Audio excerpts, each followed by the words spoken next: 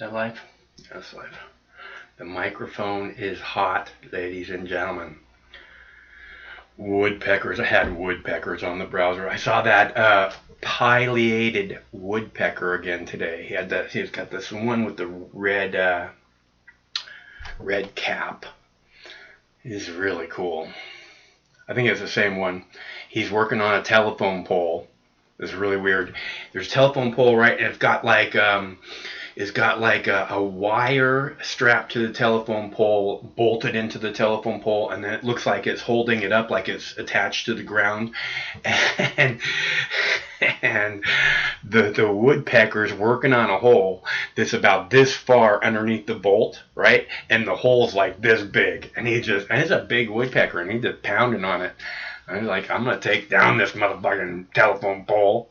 You and your fucking telephone pole. It's like Michael from Southern California working on a 5G antenna, right? Excellent.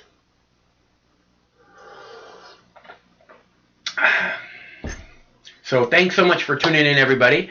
My name's Mike. This is my YouTube page, Mox News, and this is your Wake and Bake News at 7 p.m. I'm your host, Moxie. And tonight I have a fuck ton of clips for you, including social distancing until 2022. These people and their fucking shit. I'm telling you, I do not want to live in a world without hugs, okay? So, if that's the way it's gonna be from now on, just let me die, okay? Don't worry about it. I'm good. I'm out. You know? I'm out.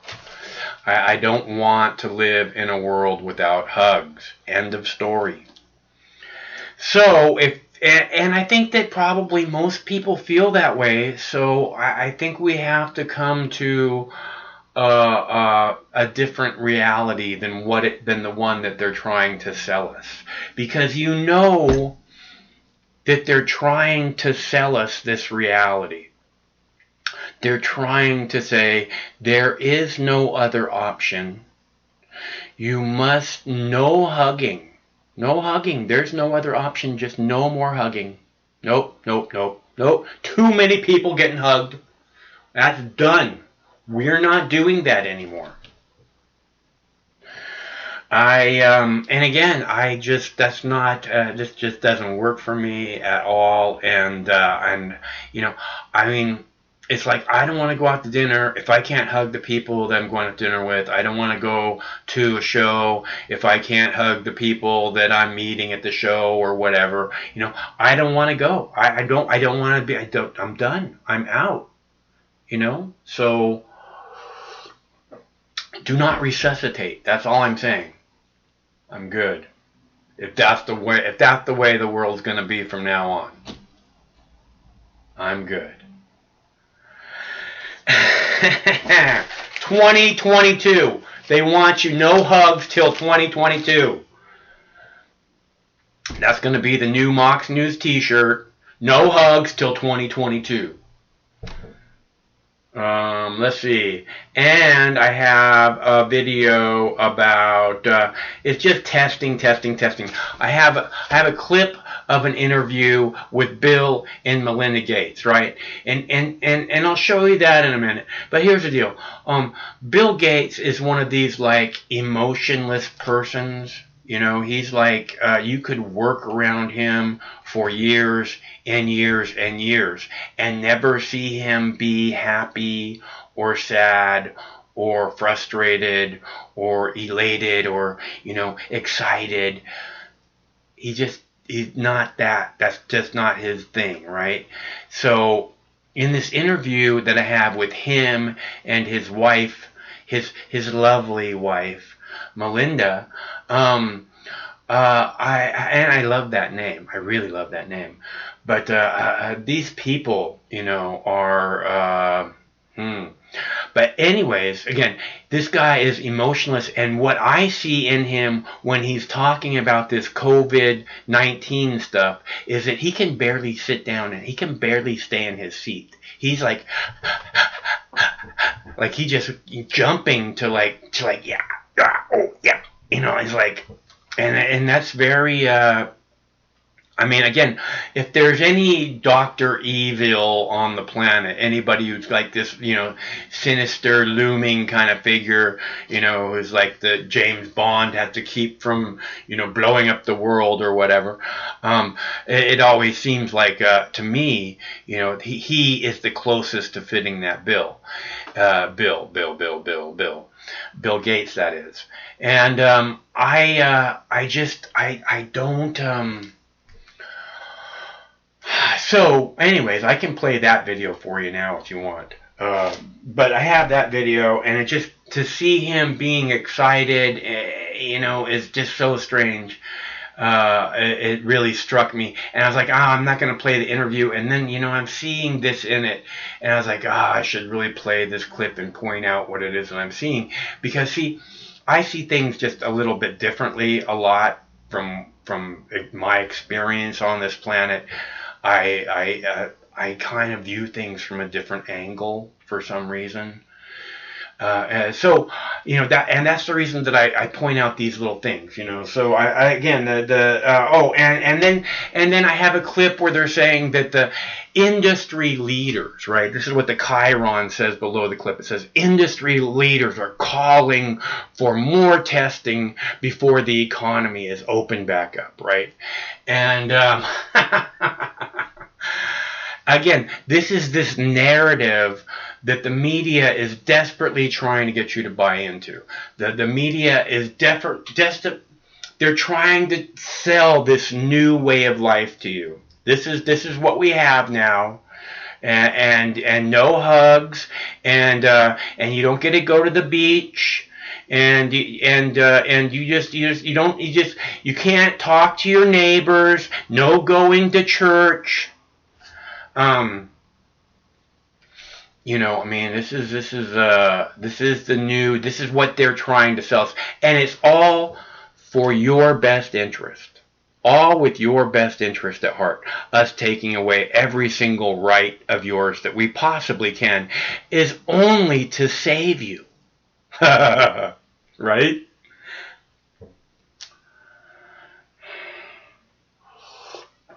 So I have that. Industry leaders call for more testing. Industry leaders call for, get the fucking economy back open again, you fucking putzes. What did you do to us? That's what industry leaders call for. Oh, and then have interview with the governor of New Jersey, right?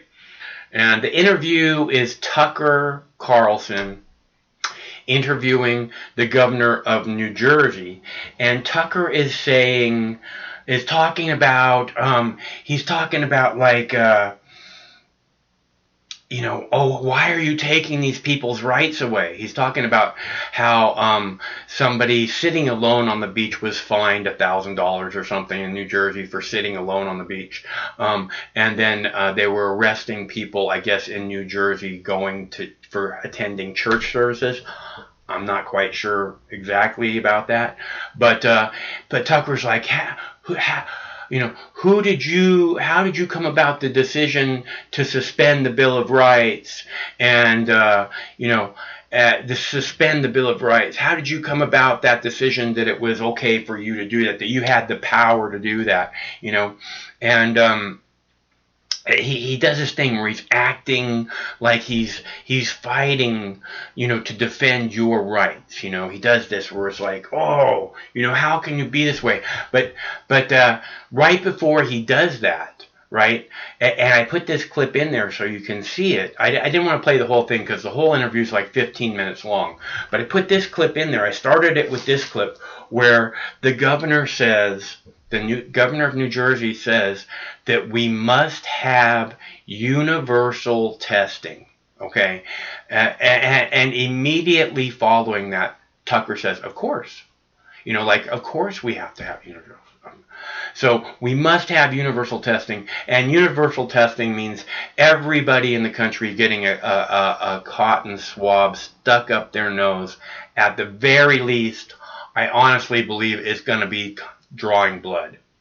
But either way, again, 1 second Tucker's, talking about how dare you take away the Bill of Rights? Who gave you the power to destroy? And then the guy says we must have universal testing. Tucker says, of course. Tucker, can you just try and be a little bit consistent? So I have all of that ready to go and more. So if there's anything you want to see, let me know. But I'm going to start off with a clip about remote voting. Congress is debating, allowing people to vote either by mail or some other way, which I would think would be like, through the internet or on your cell phone or whatever. Because everybody's going to have a cell phone. I keep telling you this. It's going to be mandatory. Everybody's going to have a cell phone, and it's going to have to it's going to have the little app on it, and it's going to have to say red or green, to make sure, then you're going to have to be tracked everywhere, and every single person you come in contact with is going to have to be, have the app, and that's the world that we live in now. I'm telling you, I'm not making this shit up. You know I'm not. So I am going to play. So since everybody's going to have a cell phone, I guess they're considering voting by cell phone also, which I think it seems like a pretty good idea. Although I just don't trust voting anymore. I mean, Joe Biden won Washington State, really? Joe Biden won Washington State. Okay. Yeah. Voting by mail is fucking great. Joe Biden won Washington State. Congress just got their stay-at-home order. Leadership in both the House and Senate say members will stay at home at least until May 4th. But with a nation in crisis and money from the first 3 coronavirus relief packages being spent quickly, there's likely more work to be done. Democratic Congressman Josh Gottheimer is part of a bipartisan group of lawmakers asking House leadership to consider moving all legislative business, voting, floor debates, and committee activity remote. All these companies are adapting, and nonprofits and are adapting to remote working. I believe we should be taking more efforts, more steps to do that, to adapt. And I think otherwise it's a failure to adapt. Gottheimer says members could conduct debates through video or phone conferences. Voting could either be done similarly, or members could have voting machines installed in their homes or district offices. He says this could all be set up in a matter of a few days. Because it's all transparent anyway on C-SPAN, just like so if somebody pretends to be you, I think you'll know pretty fast that it's not you. But House leadership, his own party, says not so fast. Speaker Nancy Pelosi said remote voting is way down the road and told members of the media last week, we aren't there yet. Senate Majority Leader Mitch McConnell has also been reluctant to support any rules changes. Congressman Jim McGovern, the Democratic chairman of the House Rules Committee, said in his 21-page report, the decision should be a multi-committee effort with substantial study and development. Translation, it could take years. And in the past, it has. Rules changes after 9/11 weren't made until nearly 4 years later. No changes were immediately made during the 1918 Spanish flu. Sarah Binder, a political science professor at George Washington University, says it would take detailed discussions and some serious politicking. What would it take to go into an emergency remote voting? Agreement from the majority and the minority leader? What if the majority leader doesn't want it? What if the minority leader doesn't like the bills that's going to come up?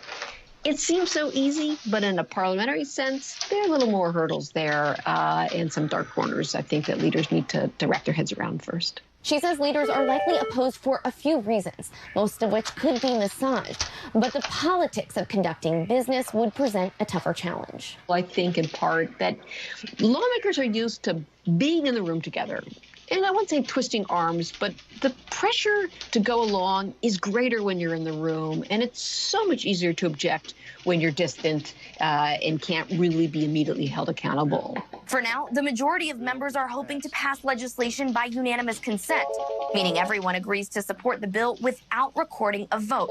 But as we saw just a few weeks ago when Congressman Thomas Massie of Kentucky tried to derail a stimulus bill, it only takes one member to force everyone to return to Washington to vote. And that's exactly what Gottheimer is trying to prevent down the line. I think it's important for us to have our voice out there in that way, to debate these issues, to have strong oversight. There's too much on the line for our small businesses and to help people directly with resources. Outside of Washington, Alex Miller, Newsy.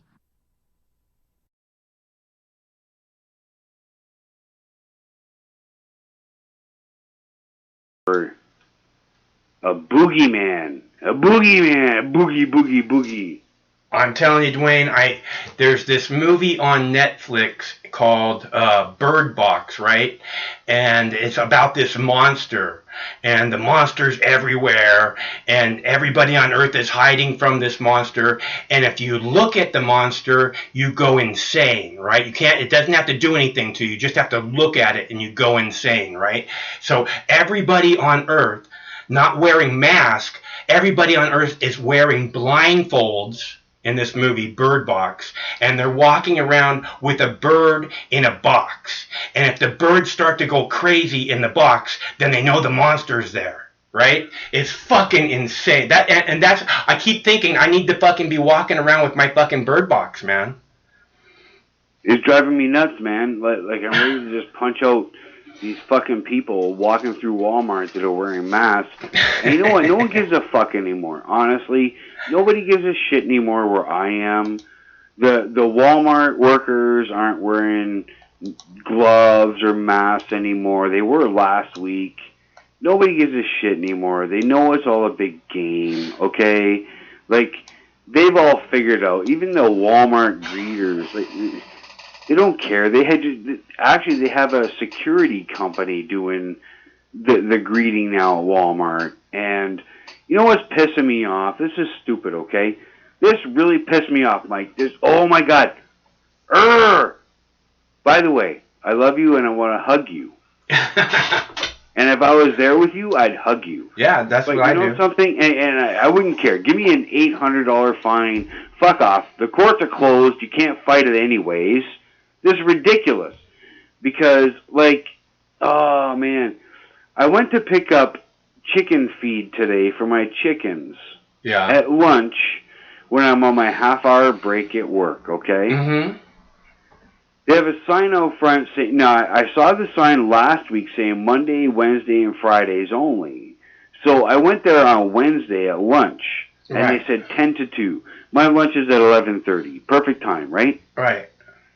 So I go there at 11:30 on my lunch, and now they have a sign out front, oh, you must order online, and you must call in first, and then we'll tell you what time to be here. So this is fucking ridiculous, because I'm supposed to call them at 10 o'clock when I'm working and say, and they're supposed to call back with the time to pick up. Yeah. I'm like, oh my God, I can't believe they're doing this. Open up the fucking economy. To hell with all the old people that are dying of some fake virus.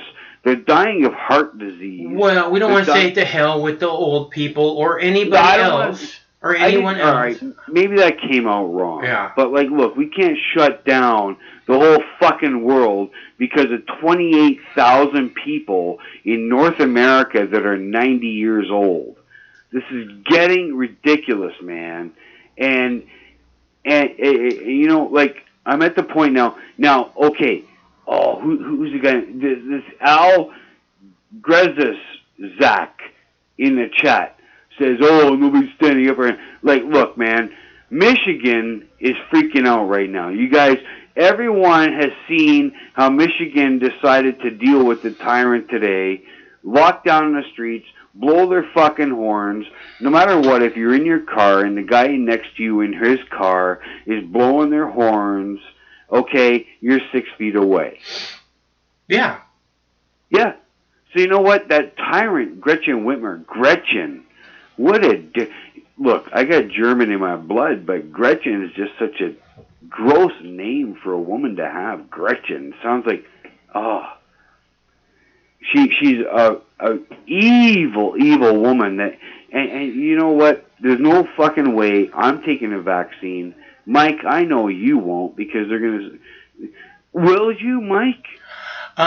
If they say you can't go into Walmart, it's not you can't walk down the street. No, Dwayne, it's not a matter of I can't go into Walmart. It's a matter of if they say Craig can't go into Walmart.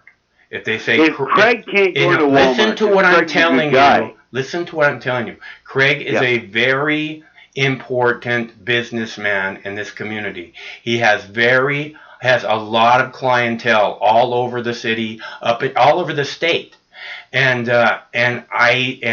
if they say Craig can't go into Home Depot because his roommate hasn't had the vaccine, then I can't, it's either I move out or I get the vaccine, and I can't, and the dogs are Craig's, and I can't leave the dogs. So I'm the dog's protector. So. Yeah, but you know what? I wouldn't want Greg to take no brain-damaging fucking nanotech vaccine either. I like the guy. Craig's a really decent guy, so don't make him your cannon fodder, Mike. Like, come on. I'm not making anybody my cannon fodder. I'm just saying I was just joshing. Yeah, there's just certain things, other than that. I don't have a cell phone, so maybe, I won't be on the top of their list to fucking, why haven't you downloaded the app, and why isn't your light green? Because I don't have I have cell phones, but I don't have like a provider, I'm not on them all the time. So it's not like, somebody's regularly tracking me already. Like, who the fuck are these politicians to shut down our economy in the first place? This is what's pissing me off. All right, I can't go into the local hardware store because they say the same thing as the chicken feed store, man. Mm-hmm. Like the feed store, the hardware store is saying the same thing. Like, you want to buy a fucking hammer? All right, look, it's seed growing season, man. It's garden season. Woko's right on this shit. He knows this stuff. They banned sales of seeds at Walmart in Vermont and Connecticut and New York and New Jersey. Are they crazy? I went to Walmart today to spend $20 on heirloom seeds. You know what? Because it's all they had left. Because 2 of the 3 displays they took down a week ago. And I went in there and I bought whatever I could find that was heirloom. And I bought them anyways. So, like this is crazy. They want us to fucking starve to death. Look, I'm really into this, growing your own food and stuff like that. Woko is right on this stuff, man. And even on the Michigan radio that I listen to, it's a Christian station, for God's sake. And they're telling us, not NPR, I listen to them too, but I'm not listening to NPR because I want to be positive in this world, okay? Mm-hmm. So I'm listening to this Christian music station, and they're even telling us all the online seed companies are shut down, they're wiped out, they're getting calls like crazy. Oh my God, this is pissing me off. It's actually pissing me off to the point where, you know what, now I'm noticing a lax in responsibility among the general public. I went into Walmart today to buy the last bit of heirloom seeds they had there. They didn't block off the aisle like they have in Vermont and Connecticut and New Jersey. They didn't block off the aisle with police caution tape, okay? So I went down that aisle and I grabbed the last heirloom squash, lettuce, cucumbers, and stuff like that you need to feed yourself with. So I bought the last heirloom ones they had there, and I'm just... You know what? I walked up to the cashier, and she's a lady I know really well. I'm just like, look, like, you're not wearing a mask anymore. She's like, I'm sick of these people. They're just all crazy. And I said, you know something? I just want to punch out the next fucking person I see with wearing a mask because they're brain damaged anyway. We might as well just take them out. Put them on a fucking island, slit their throat, do whatever you want, because, you know, these people are brain damaged by CNN, by CBC, fuck, even by Fox News. Like, it's getting unreal, man. It's getting unreal. I can't go buy food for my chickens unless I call and they set a time for me to pick it up. Well, I have a half-hour lunch, man. Like, right. I hear you, Dwayne.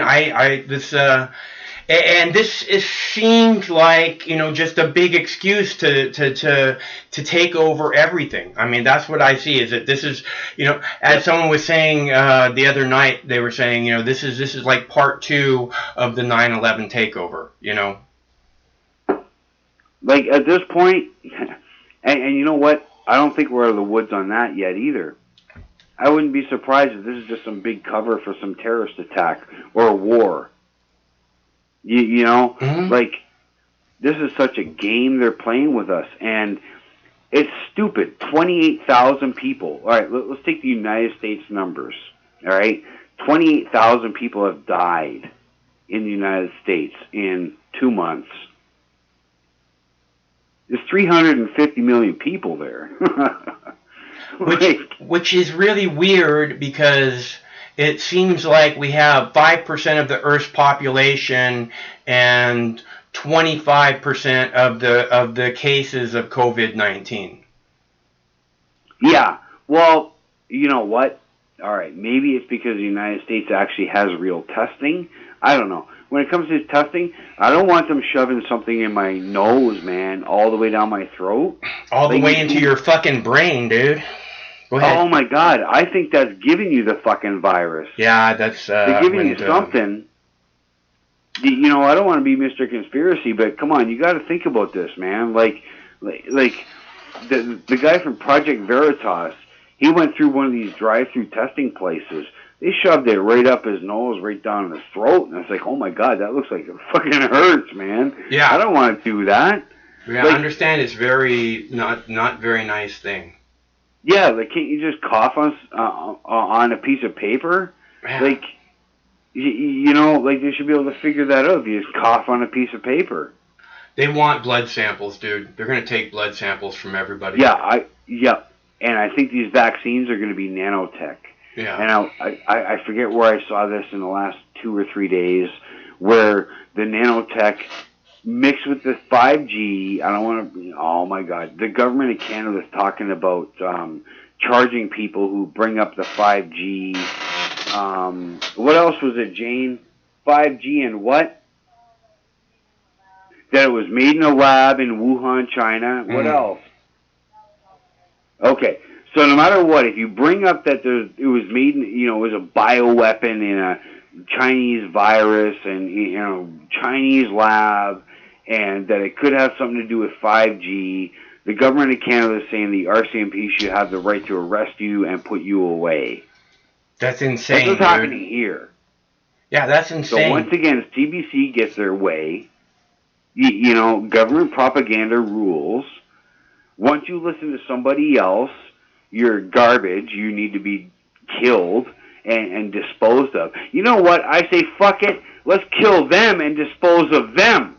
Well, I mean, it's more basic than that.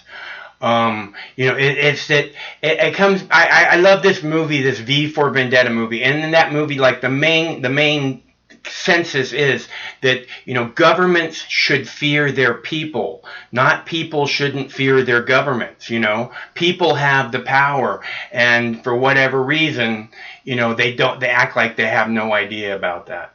Oh, Iowa, I know that. Listen, Iowa, Blackbird, Blackwater rules North America, just so you know. Anyway, I hear what you're saying, Mike. I hear what you're saying. But, you know, this is pissing me off.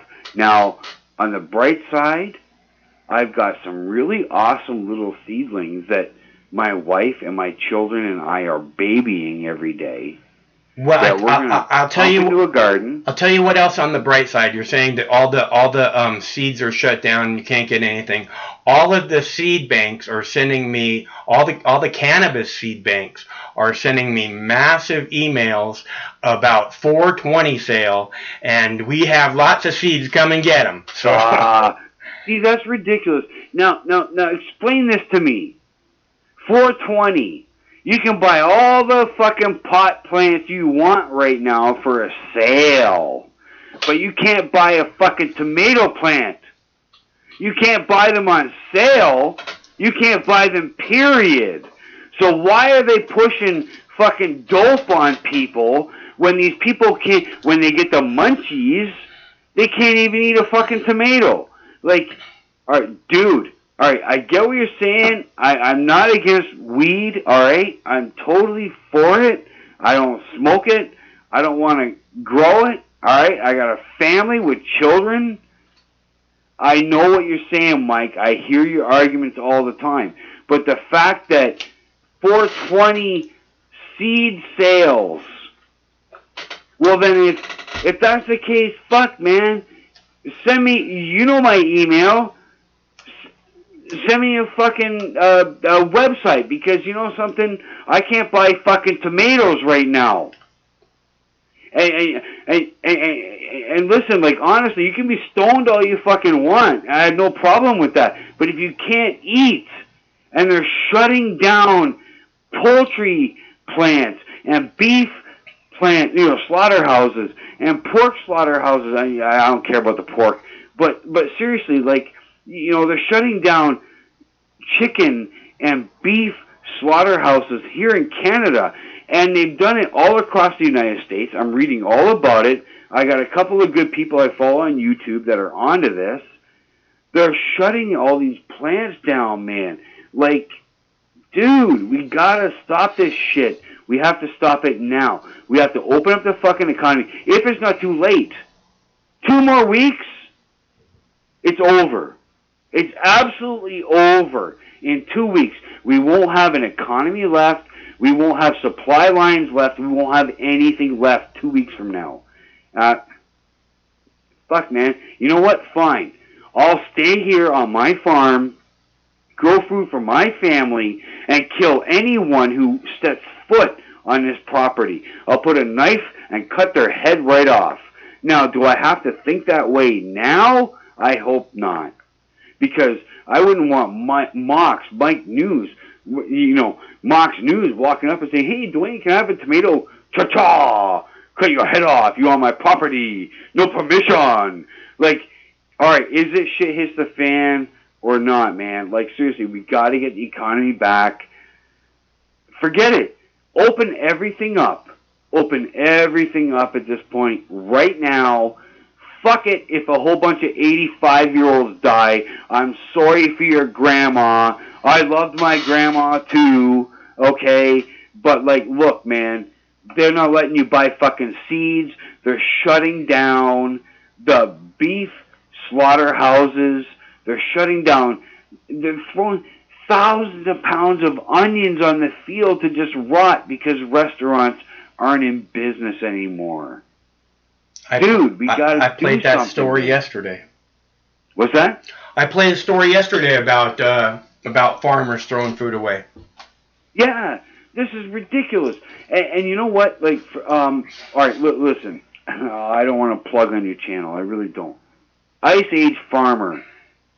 I don't know if anyone in the chat. Ice Age Farmer is an excellent YouTube channel, and he's really on this food shortage thing. What they're doing with the food, man. Look, like, I'm set for 6 months with my family and my wife and my children in this house. Beyond that, you get fucking crazy. You think 6 months would be enough? Who's going to tell me in the chat room, "Oh, 18 months, idiot"? Like, look, 6 months, man. I have 6 months to feed a family of 8 in my house right now.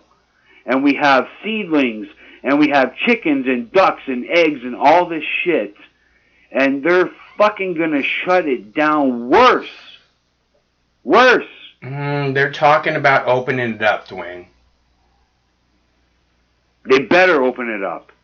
Yeah, I say tomorrow. I look, everybody's talking about opening things up. People are going into the streets. It can't last a whole lot that's longer. Right. They're going into the streets. You know, I mean, because as soon as the people start going into the streets, what happens next is the people start to organize. And when the people start to organize, then the people will be in the streets from coast to coast. So it needs to be stopped now before that's too late, unless that's part of their plan.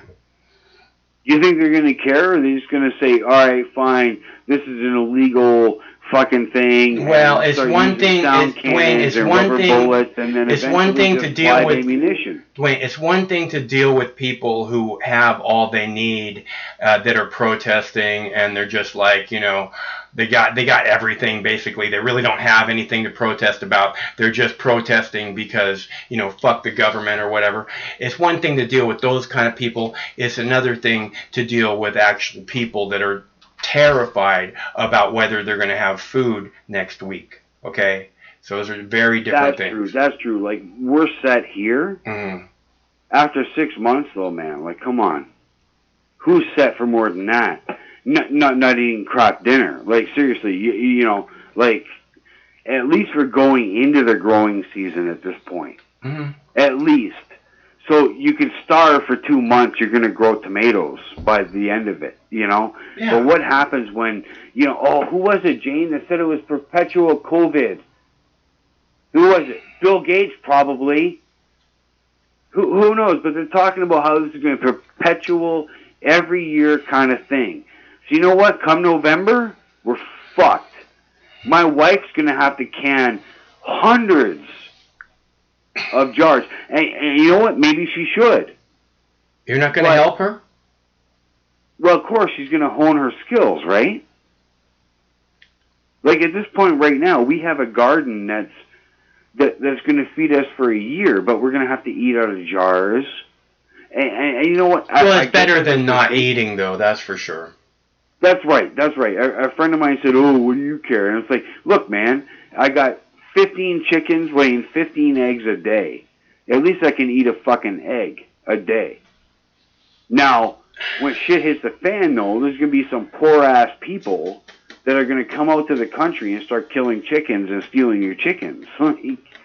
Man, like, look, we got to get this economy back. And I'm fine. I don't care. I got to go to work at 8 o'clock in the morning. What do I care? Right, I'm still getting an income. Yeah, like, how about all these bums that are out of work? Go get a real job. Like, you know, you were obviously unessential working in unessential work.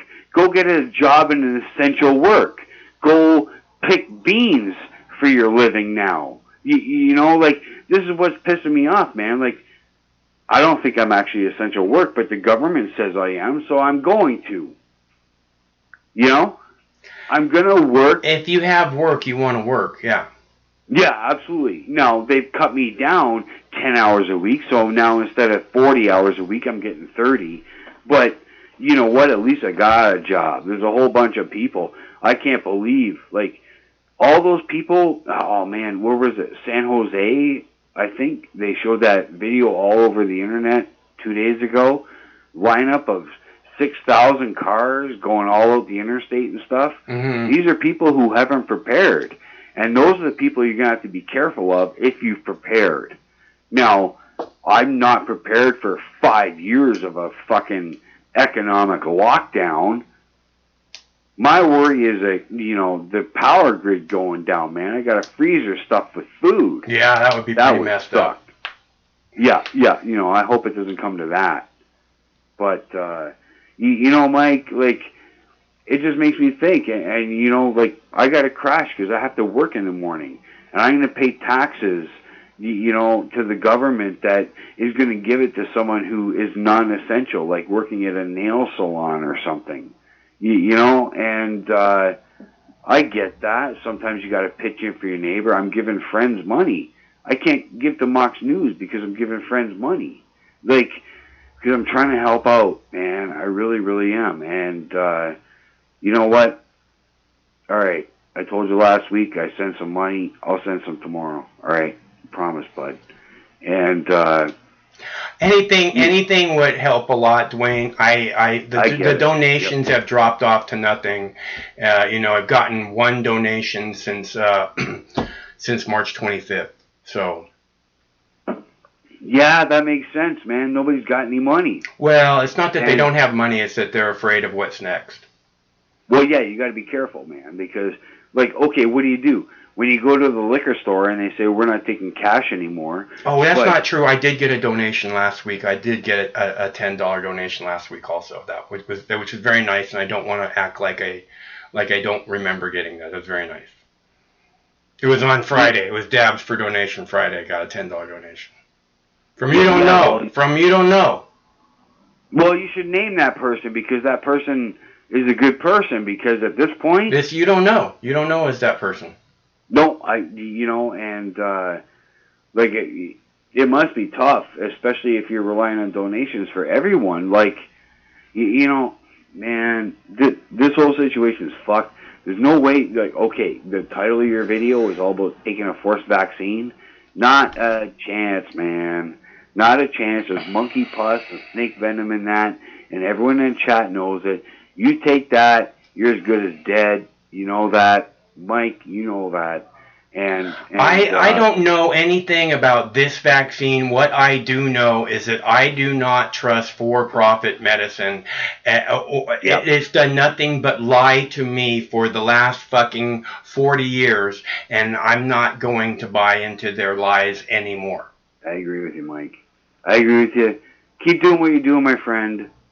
And you know what? I'll get you some pizza money in the next 2 days. I promise you, man. Take care. All right, Dwayne. Thanks very much. That'd be very nice of you. Tell Jane Mike says hi. I will.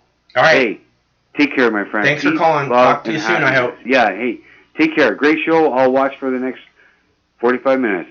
Okay. So long. Bye. That's our buddy Dwayne from the Great White North. We haven't heard from him. Well, he called last week, and I wondered if he got his check or not. Anonymous, look at that. Hello, caller. Oh. Hello, caller. Hey, do you like In-N-Out or Domino's better? Probably In-N-Out. Yeah, that's a good one. Yeah, I never get. What do you like to get from there? It reminds me of like an old school burger basket. Like it's just so greasy and perfect. Get a cheeseburger, a double cheeseburger, and fries, man. Nice. I like getting jalapeno peppers in mine with some grilled onions and a Neapolitan shake. That does sound pretty good. It is. I think I'm going to go and get some today. Lucky. But they don't have one here. Know. They don't have one here. Oh, that sucks. But it's a really nice place to live in Washington. Yeah, no, I wouldn't want to live anywhere else. Yeah, it's cold and green and all that fun stuff. I just have a fucking desert. Yeah, I can't stand not having a large body of water real close by. I just can't stand it. Oh. Well, glad you're staying safe and all that fun stuff, and good luck with everything. Right on. Well, thanks a lot for calling. It's good to hear from you. No problem. Bye. See ya. That was Anonymous. And Dwayne was talking about, what was he talking about? About butcher houses, like, poultry production places that butcher meat. He said pigs and beef and chickens. And some, for something, I have a story about cattle. So there's something going on there. I'm not exactly sure what it is, but there's definitely something going on with the food industry, and we should probably keep a much closer eye on it right now. Amid the coronavirus outbreak, the price of meat in stores has remained constant, a sign of stability, experts say. But ranchers, on the other hand, say they're feeling a pinch. How are ranchers at the end of all of this going to fare? If you had a quarter, we can flip it, and your guess will be as good as mine. I would say that ranchers are a very resilient people. We face adversity all the time. The most recent adversity with COVID-19 has highlighted a gap between the suppliers of cattle and beef packagers and distributors. The demand for beef in stores increasing over 90% across the country in March, but ranchers have not seen the prices go up with demand. There might be some I don't know if I'd say nefarious, but some problems going on the packing side of things. They're not sharing the profits back down through the system. There's also a fear that with the temporary closure of large meat processors like JBS, ranchers could see demand for their products slow. So we can wait a little while, a couple, 3 weeks, without much interference, and then we start to see some challenges. However, as the supply chain from farm to table is strained, shoppers should not worry just yet. If you're a consumer of beef, you should be able to feel confident in the supply. You should feel confident in the safety of the product. But ranchers say the issue of pricing will outlast the current crisis. Yeah, I don't know that there is anything we can accomplish immediately. I think it's more of a long-term look at making sure that there isn't, as you say, price fixing, price collusion, and make sure that there is true competitive bids taking place for these animals. I'm Sloan Dickey for Denver 7. Sometimes life can be a little overwhelming. Sometimes the weight of the world can be too much to bear. Sometimes you need to stop worrying and take a deep breath. Sometimes you need cannabis. Introducing Brightside, high-quality cannabis delivered right to your door. Brightside offers an extensive menu of strains and products to meet your needs. Choose the experience you want, and we'll send you the dankest herb, the real sticky icky. Some top-shelf marijuana. If you like what we send you, keep the whole jar. We'll even include some nugs for you to blaze. As part of Discovery, you'll get to try new strains and products. Side effects may include euphoria, increased appetite, uncontrollable giggles, elevated sensitivity to musical dopeness, and reduced anxiety. Tetrahydrocannabinol may also induce feelings of existential well-being and relentless optimism. With a Brightside subscription, you can get it once a month, once a week, or whenever you want. All at a price you'll like. And yes, this is a real company. Do you know who I am? You're the wizard. Ask your doctor if cannabis is right for you. It probably is. Keep it Brightside.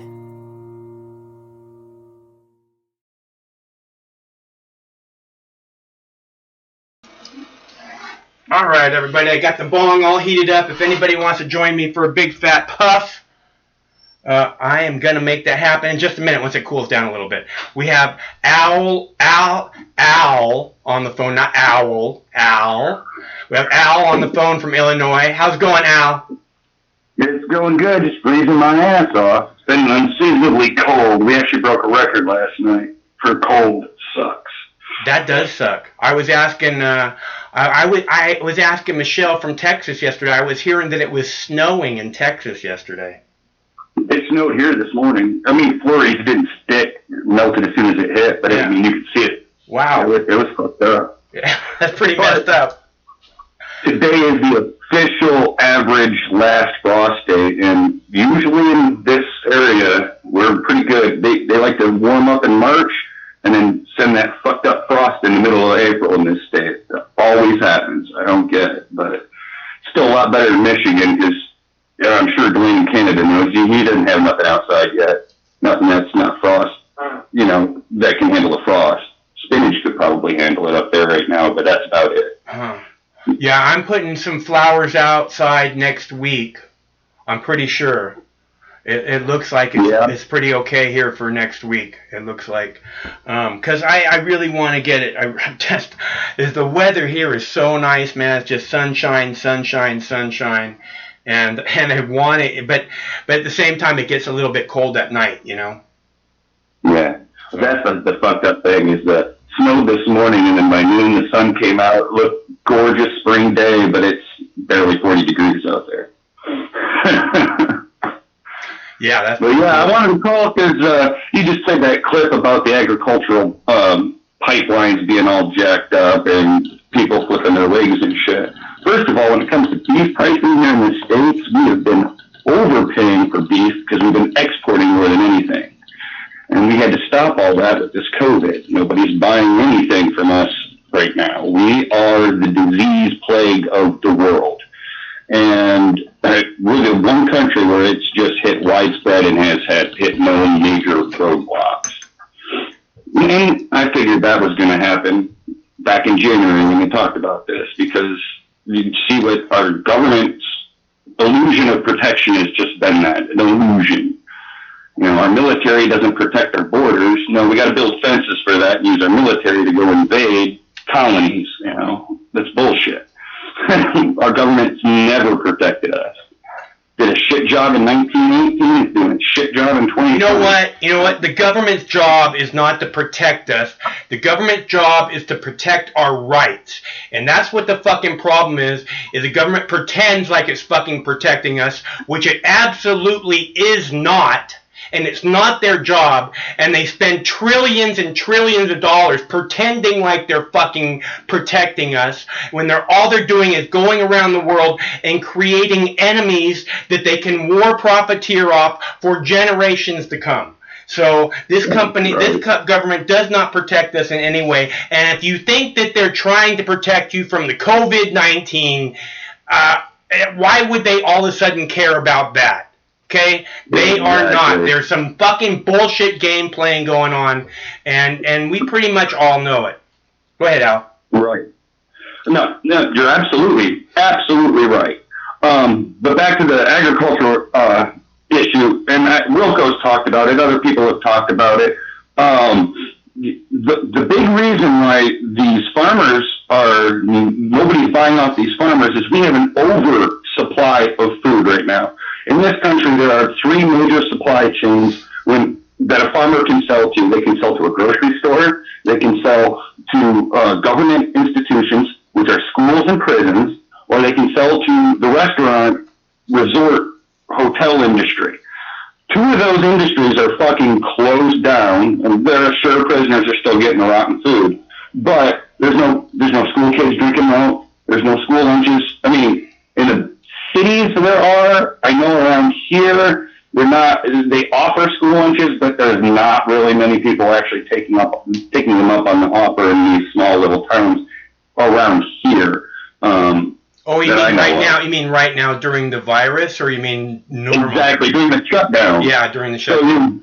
So during the shutdown, you've got 2 of the 3 funnels that all this stuff goes into shut the fuck down. And yeah, the farmers are going to start it's going to start backing up. The producers, now here's the fucked up thing, like in South Dakota, almost 80% of all the COVID positives came out of one hog producing factory, or butchering factory in, was it Great Falls, South Dakota? Sioux Falls, South Dakota? I don't remember the name of the town, but it's there in South Dakota. There's only like 3 big towns there. Pick one. But anyway, most of those cases in South Dakota all come from that one plant. Huh. You can't social distance in those places. I don't know if anybody's ever been inside of some of these mechanical slaughterhouses. Actually, the new ones where there not going to be a lot of people are pretty nice. But most of the factories are pretty hard to social distance in, it seems like. People are very close quarters. Yeah. We've got a plastic pack here in Danville. Yeah, a what now? Do you have a what now? It's a company it's called Plastic Pack, and Plastic Pack. They make artificial sausage casings. And these guys are stacked in that line, shoulder to freaking shoulder. One guy got it within a week. That plant shut down. 3 of them are in the hospital. 14 of them have tested positive. Wow. Yeah. So I mean, whatever this coronavirus is, it does spread in close contact. The cruise ships are a pretty obvious sign of that. Yeah. And then I read an article out of India today where India, whatever coronavirus is going on there, is a mutated strain of what come out of Europe. But they're finding, though, is that this mutation is less infectious. It has less of the protein receptors that attach to the tissue in your lungs and your esophagus where it infects. So India, for some reason, is going to get an easier go at this than New York and Italy. This bug's mutating too fast. I don't think this mandatory vaccination thing is ever going to happen. I think it's going to mutate out of control before they can get it under control. And if you do get a vaccine, it's going to be like the flu vaccine. It's going to be like 3 strains ago, something that's mutated off and died off already. It might give a little bit of protection. But it's too early. We don't know. A vaccine is at least 2 years away. Anything quicker than that, kiss my ass. You didn't do the science. No, I ain't doing that. Yeah, I mean, you know, like I've said, you know, like I've told you guys, is that I was diagnosed with a lung condition 20 years ago where I was told I was going to die from a cold. And every fucking year they come out and they're like, oh, the flu season is so bad this year. It's gonna kill a lot of people. We have the flu vaccine is ready now. You need to go get your flu shots. I have never once gone and got a flu shot. And every single year it's like that. It's gonna kill you if you don't get it. You need to get it.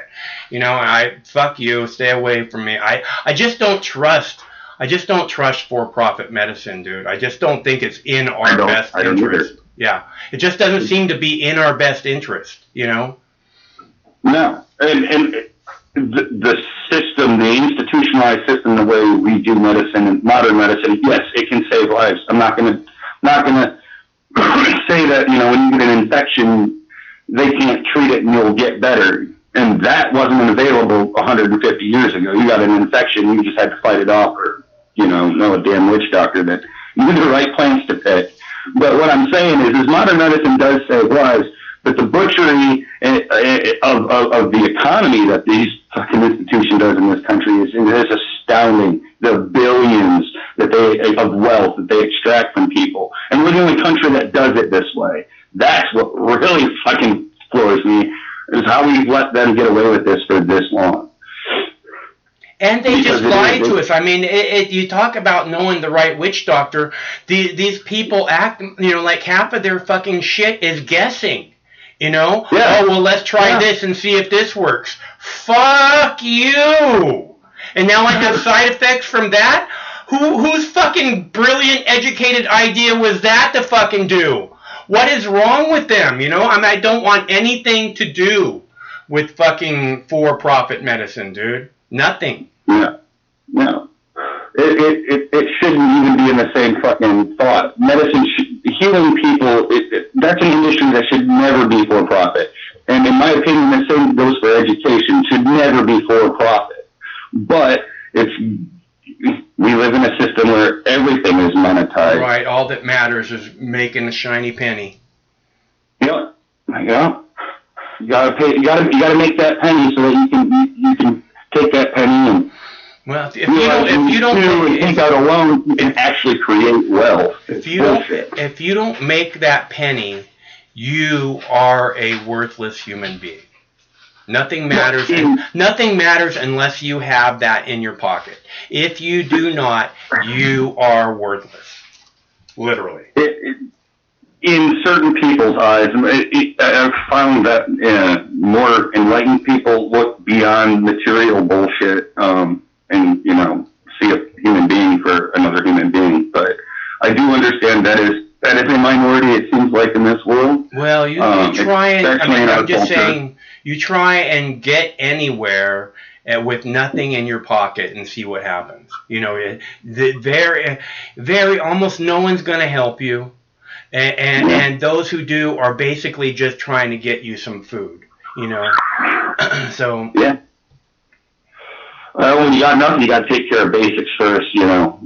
Food in the belly and then shelter. Well, no, I mean, unfortunately, having food, Look, it just doesn't make sense that there's, that we live in the world the way that it is, except for, this is the way the rich people want it. Because otherwise, this planet could easily be a paradise where there's no homeless people, there's plenty for everyone, and it's lush greenery with amazing water and amazing air to breathe, and instead, we get a fucking toxic fucking waste dump.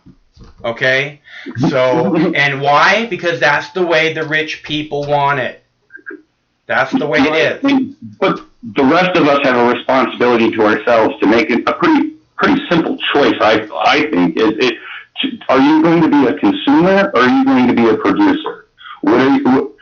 You're never going to find happiness in just consumption. And people spend millions of dollars taking a happy pill to find happiness in consumption. And it's never going to happen. Well, that's you're never going to find happiness. That's a big part of the programming, that starts when you're really, really little.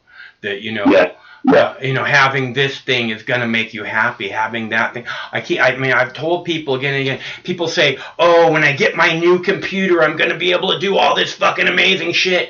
You should be able to do it right now. You're just like setting up a hurdle that's, whatever. When I get this, when I get my new car, when I move into my new home, I'm going to be so happy. You can be happy, so happy right now. Why are you waiting? How is a car going to make you so happy? But it's part of the programming. The programming says, oh my God, if you had this car, you would be the coolest person. You would. And you go, you're right. I would be the coolest motherfucker on the fucking planet. I need that car desperately. And this is part of how, instead of just being in the moment, it's like, and experiencing what there is here, because there's always something in the moment for you to enjoy, whatever it is. That's the reason that you see kids that are in refugee camps running around giggling and laughing and having fun, because there's always something right in front of you to enjoy if you're open to it. But most people are not actually even in this moment. They're like, oh, when I get this, when I get there, when this happens, and hopefully those when the things... lockdown ends, what am I going to go spend my money on? Well, I hear a lot of that. I know some people that are dying to get to the casino, that's for sure. Yeah. I hear it all the time. When I've caught myself saying this. When this lockdown's over, I'm getting a damn new roof on that garage. But I've said it twice now since this stuff started.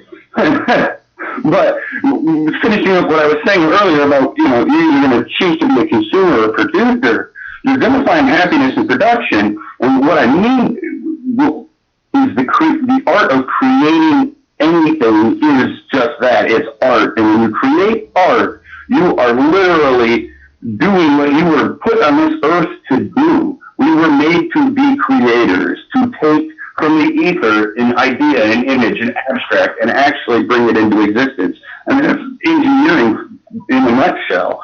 We can think of these amazing, wonderful things in our headspace and bring it into our reality. And that's what I mean by a producer. I don't know what Iowa was all about, this whole surf and lord shit. I wasn't going on that tangent. But it was what I was trying to get to is if you want happiness in any of this situation that we're going through, and even like you were saying, the kids running and playing in the moment in the refugee camp, because that's what they have at this. It's just this moment. That's all we have is just this moment. Right. The future hasn't happened yet. The past is fucking gone. You can't change that shit. You can only live in the now. Right. I agree completely. And even more that the past is gone. What you are experiencing when you are reliving the past is not the actual experience. What you are experiencing is a chemical release in your brain that allows you to reactivate those memories but it's not the actual experience. So it doesn't really matter. It's not real. It's not a real thing. What really matters is what's happening right now in front of you. And when you talk about creator and being creator, and this is something that I've talked about a lot, about freedom. This is why I love the ideal of freedom, and that the if there is a creator God, that the creator, knowing everything already, gave you the ability, this freedom. The creator God said you can make anything happen you want on this planet. And that's why I, again and again and again, say I want people to be as free as possible, because the only way that this species can evolve properly is for us to be as imaginative as we can possibly be, and then acting on that imagination to see what we can really make happen. That's the only way we can really know who we really are. And this is why I have such a problem with, when I talk about a creator God and that shit, why I have such a problem with religion, because God, if there is a creator God who knows everything, who gave you this fucking ability to have the freedom to make anything you want happen on this planet,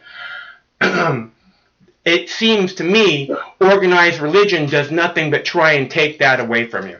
And that there couldn't be a bigger sin against God than that, in my opinion.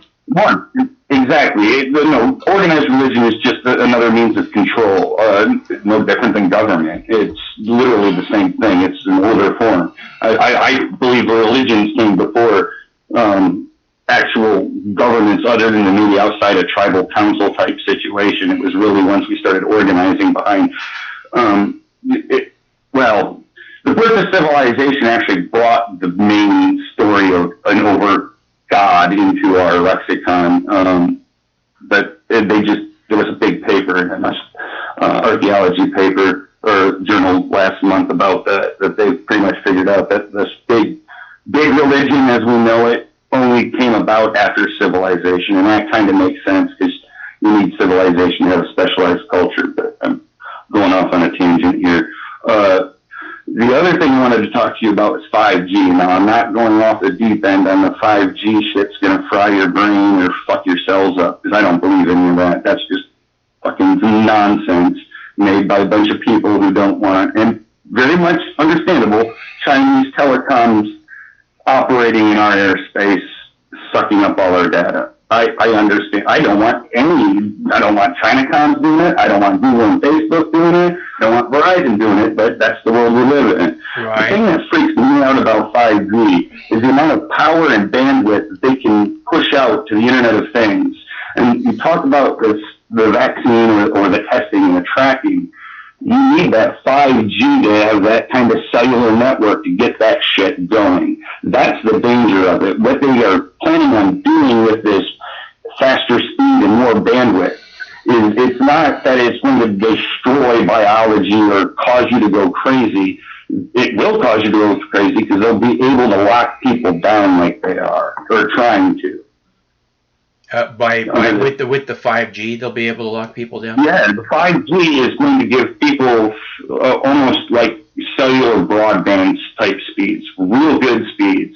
And of course, this consumer culture that we're in, we got to get our fucking 4K on our cell phones wherever we are. It's got to be, it's ridiculous, but everybody wants that faster internet, and they're going to deliver, but they're going to control you to do it. And that's what I see coming from the 5G. The craziness that about it fucking up we've been transmitting on those frequencies even hotter. It's not normally in a major urban area, but we've done that as far as communications and point-to-point communications and microwave communications for literally 3 decades now. It's not the frequencies that are going to fuck with you. It's what they're going to do with those frequencies to control you that's going to fuck with you. I don't really understand it, and when something that is that far out from my understanding, it's really difficult to know who to trust on information. So I don't have a cell phone. I have one, but I never take it with me when I leave the house unless I'm going to like a festival or something. I'm going to meet people, you know. But so it doesn't even have like a service provider on it. So it's not something I think about at all. I don't think about, I need faster speeds. Now, I have bitched on upload speeds from my fucking PC to the YouTube for, a decade, but finally we got some decent upload speed. So, but I don't think I don't think that's anything to do with 5G. Go ahead. No, but that kind of think about that. You've got a bigger bandwidth, you can push more stuff through. It's the same thing with the cell phones. They're going to make them more sophisticated tracking devices, and they've got the bandwidth to do that now. Going through the air, they don't have to worry about a cable connection or fiber connection. They'll try to get everybody on cellular connections and Wi-Fi hotspots in your house, and your Ring doorbell and your Alexa and your Google Home and whatever the fucking spy devices that they come out with next. That's all I've never had one of them smart speakers. That's the stupidest damn thing ever. You want to pay for the fucking microphone. Don't make me pay for it. Oh man, it was so weird. I have like on the Comcast cable, they have like a button right here. It's a little blue button. You see, it has a microphone on it, and it's like you push that button, and that means that they're listening to you now, and you tell the TV what you want. But all that button tells me is that they're listening to me 24 hours a fucking day. Absolutely. And they're fucking, and eventually what it's going to do is that listening is going to help them target market their commercials and stuff, and they'll have all this fucking data. It's going to be unbelievable. Yeah, and 5G is just basically a bigger pipeline for wireless, and the ability to have a more wirelessly connected infrastructure, including cars, phones, like I said, watches, every damn. Sure, there's a smart cock ring or some shit out there that's picked up in the fucking cloud. I mean, it's you. I'm sure somebody's using a Fitbit like that. Yeah, that's another spy device. And I mean, I've heard of people anecdotally having their lives saved by wearing those heartbeat monitor Fitbits, because they were cardiac patients, and it let them know, hey, you're having a fucking episode, get to the hospital. And that's great. That's where technology should be, but it shouldn't be that information shouldn't be going to a third party who's selling it to a health insurance agency who's fucking with your premium over it. I'm not a car. That's not how this shit should work. I mean, I understand car insurance working that way, but fuck health insurance. Fucking health insurance is such a scam, dude. Why does a third party need to make money off of our health care? How does that make sense to anybody? When it first came together, health insurance could only be nonprofit. It was against the law to be for-profit health insurance until I want to say it was either the late 70s or early 80s. I don't know who fucked it up. It was either Carter or Reagan. And it could have been Ford before Carter. It could have been earlier in the 70s. But somewhere in there, they fucking let health insurance companies go for profit. Yeah. And then that's when shit started getting crazy.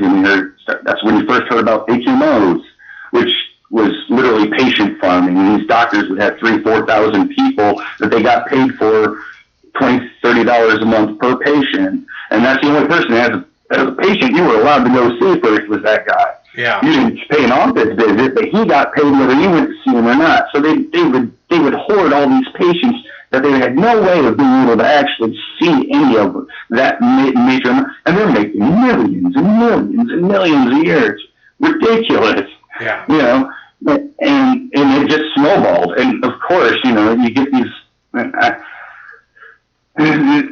people who are less small government, less regulation. Well, there's certain things, I hate to say this, and if we're going to have governments, we're going to need regulations, because fucking free market runaway capitalism is not, it creates things like health insurance and third-party scam men, and it's not just health insurance. There's people who bought business insurance that literally had a clause about pandemics in there, and they're not getting paid out. And I mean, it's black and white in their freaking insurance that this shit, this policy covers pandemics. Oh, and they're trying to come up with ways with this. Oh, this isn't a real pandemic. The insurance companies are telling us to people. I'm like, what the fuck? So, yeah, insurance is a scam all the way around, really, when you look at it. I understand why we have a car insurance. It's just keep people out of the courts, because that's how it used to get done. You had to take people to small claims court over the damage. And those courts got bogged down, so they came up with this whole insurance scheme. And, of course, the people who were in power at the time, it was their buddies who started this new industry of insurance. Scratch my back, I scratch yours, and pay for your next election. The people on the top always seem to have it figured out how they're going to fucking scoop it all up, man. Yeah, they sure do. Unfortunately, I was hoping this pandemic would be a little, I know it sounds horrible, but would be a little more devastating to the population than it's going to be, because historically now, when things I was hoping it was going to be a little more devastating to Congress. Go ahead. Yeah, me too. It seemed like they were passing it around, goddammit. Fingers crossed, baby. Go ahead. Oh, when they were trying to get that stimulus passed, man, they all looked like they were running fevers, and they were, especially the Republicans. The Democrats were all locked in their office and smirking, it seemed like. The Republicans were wanting to go home because they all looked sick, and unfortunately it wasn't high enough there. But what I was saying is, in the 1700s, the last time the plague went through real bad, and that was an aerosolized plague. It wasn't, bacterial through touch. It was through breath, and it spread like crazy. And places where it wiped down the population, it did something really interesting. Europe at that time was at pretty much the same kind of thing with wealth disparity that we are. All the wealth was very concentrated up into the elite. This was also the final days of feudalism, kings, dukes, all that bullshit. Mm-hmm. Well, the peasants, everybody, I mean, it took out more than, I want to say it was close to 2/3 of the population in a lot of regions of Europe at that time. Not all of Europe, but specifically the northern parts, Germany, Scandinavia, England, took out a big chunk of people, and the laborers who were left were in very high demand, and they actually did general strike in a matter of speaking for that time period, and got some of that wealth coming back down to them. And that's really when the Enlightenment bloomed, is when that wealth got redistributed. Mm-hmm. Unfortunately, this only looks like maybe less than 0.4% of the population is really, really at risk of severe death. And that's a severe illness, not death. Death is even less. We'll never know until we get tested, and that's the crux of it. I would tomorrow go and volunteer to get tested for these antibodies. I want to know. I have a father-in-law who I haven't seen since Christmas because he's been in chemo, and when he first started chemo, we didn't really go down there and visit him because that shit just wrecks your body. Yeah. But as soon as he felt well enough to socialize, now we can't go and see him until we know we're not going to give him anything. Yeah. Because his immune system's fucking gone, and it got nuked trying to kill this cancer off. We can't see him. We can't see a lot of our elderly family. Mm-hmm. Me and my wife are really close with our elders. That's kind of people we are. Family is really important to us, and I've got great aunts and stuff we can't go and see, and we call and talk, but we're a fellowship family. We're handshakers and huggers too, and it's tough. And I kind of agree with you. If this is the way it's going to be, sign me up for. I'm done with the ride. I don't need to ride anymore. Yeah, if there's no more hugs, man, I'm out. I don't. I'm not interested. And it's just because the people are already separated enough. They're so incredibly divided. We've had that discussion again and again for months, and now they have us where you can't even walk on the same side of the street. I mean, literally, I walk 2 hours a day, pretty much every day, and every time people are coming towards us, they cross the fucking street now. Yeah. So it's You know, it's that. I mean, you thought we were divided before. It's nothing compared to where we're at now, as far as I can tell. And I think that that's incredibly dangerous, and that's what I'm really and truly worried about. Yeah, well, and I was actually kind of excited about that. Well, Dwayne mentioned it earlier. I don't know if you've got a clip about what went down in Michigan today. No, I don't have. I saw a little. I was trying to get a clip of it right before we came on the air, but I couldn't. I just couldn't find it a proper clip. I had family who was there in Lansing today, honking their damn horn, pissed off, and they're lefties, and they don't even like her. Yeah. That was the thing. It wasn't just like all the pissed off rednecks are just against their damn governor. No, this was a lot of people were pissed off. You can't tell people in the Northeast that you can't buy seeds. What are you talking about? Yeah, what the fuck is that about? How does that make any fucking sense on the planet to anybody? And it doesn't make sense to me because, like I said, the farm store here just got their shipment of live seedlings, and there's no shortage. They got what they ordered normally. Everything, because I'm down there about twice a week, even though you have to have essential business to go there. I just go there to bullshit. Well, but, it's that time of year. A lot of people need to get their farm supplies this time of year. But they've got their seeds. Now there are certain seed varieties. There are certain things that they're having a hard time getting, and it's a lot specifically. It's a bulk lettuce seeds, and that is odd because lettuce is one of them things that you give a lot of seed from a very little plant. I mean, you really stock up, and I think a lot of that is. We've got a lot of people out there who are going to try to capitalize this and start market gardening themselves. And lettuce is if you're going to do it for a good profit business that you want to, take care, get rid of your big job and actually make more money, doing a backyard or 2 or 3 acre lettuce, constant production thing, selling it. It's if they open up the restaurants, it'll be even more lucrative. But that's one of the best ways to do it, to make a living, like a 9-to-5 job type of living. I do it for the love of doing it. Well, I mean, a lot of people for decades have done that in their fucking closets, So yeah,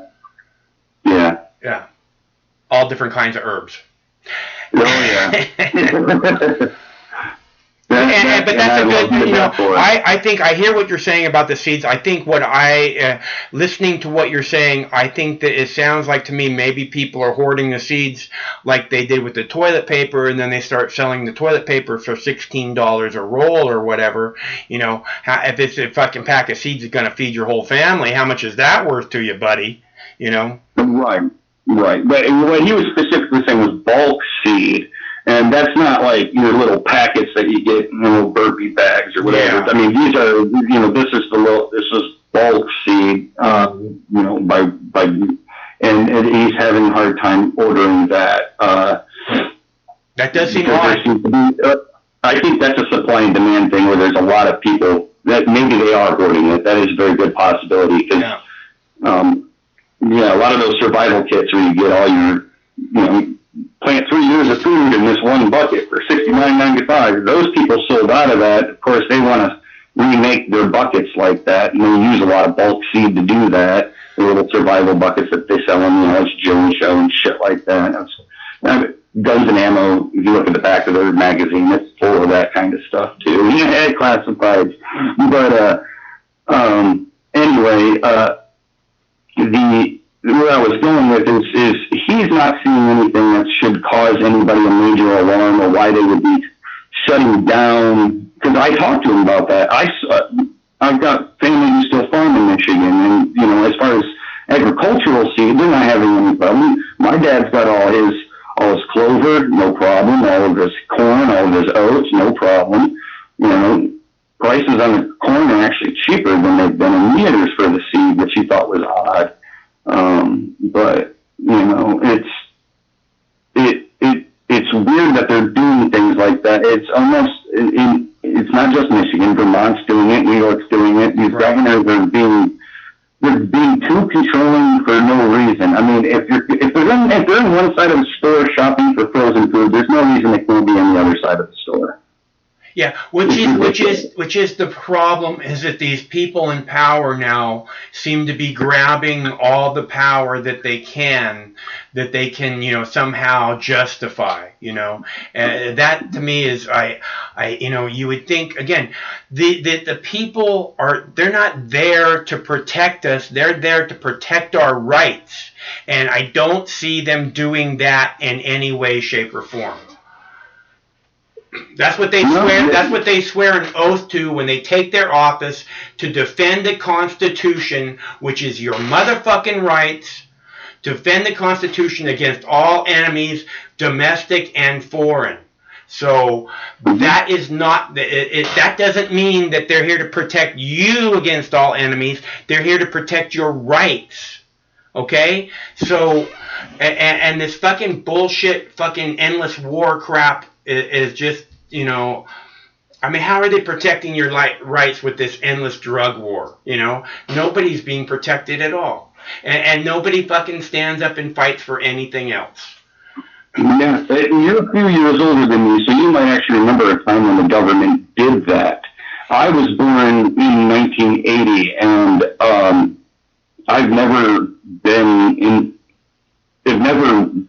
alive in a time where the government actually did a damn thing for your rights other than take them away. Yeah. And there's a lot of people younger than me who also experienced that same exact reality. They don't remember a time when America was all apple pie and cherry Coke and 4th of July was a good thing. When I was a kid, sure, you just had to, make sure you weren't out at 4th of July with that weird scout leader, But blowing shit up was always fun. Fire's cool. Yeah. I grew up in Michigan, and of course, Manny government said that explosives were bad. Couldn't shoot off fireworks. Same thing in this state; they're illegal. But I live 11 miles from Indiana, and shit, everything's legal except for abortion in Indiana. And weed. Yeah, and weed. But yeah, I mean, when you're a kid, fire is a toy, but now I can't stand fireworks. It's not that I have a problem with fireworks. I do. It's that they terrify every fucking, living creature for like a 2-mile radius, and my dog just fucking trembles like crazy. So I can't imagine what all the other little creatures are doing. So it seems kind of like a really selfish thing to me. Yeah, it's silly. We celebrate American freedom by blowing up Chinese fireworks. Right, it's some kind of raising American flags owned by Chinese slaves. I don't get that shit. I've never got that shit. Could be from Michigan. Half my family was farmers. The other half all worked in Flint, Michigan at the Buick freaking truck plant. That damn thing is literally 2 generations of my family at that one plant. Oh shit! I smoked too much weed. Where was I going with Well, that? that's pretty cool though, that your family worked for 2 generations at a car plant.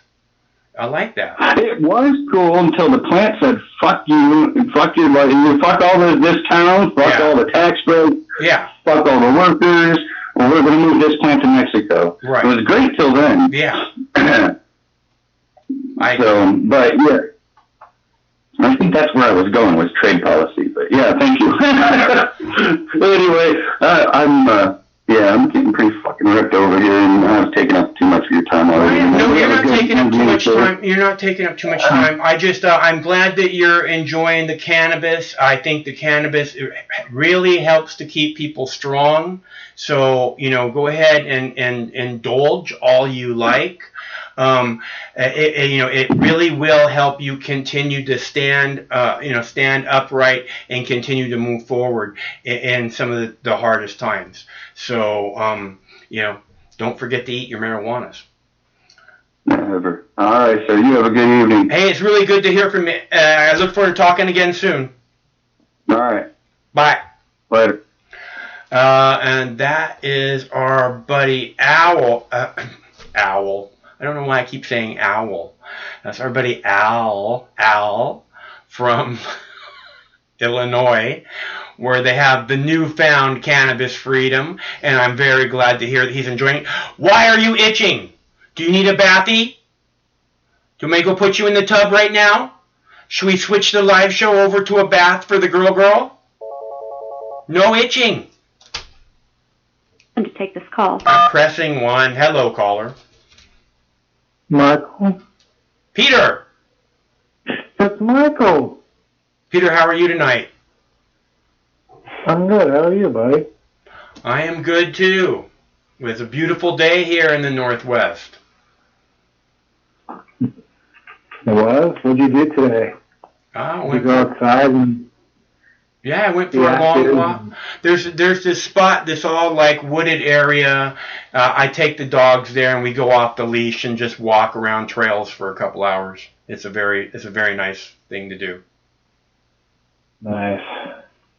That's cool. I saw a pileated woodpecker today. It's the kind that's like Woody Woodpecker that has the red crown on its head. And it's got like a little mask on its face. It's so fucking cool, man. A very majestic bird. That sounds like fun. I'm glad people are having fun with it. We need to. Well, it's my life hasn't changed, Pete. My life is almost exactly what it was 6 months ago, except for people aren't donating, and I don't go to the grocery store as much. That's the only difference.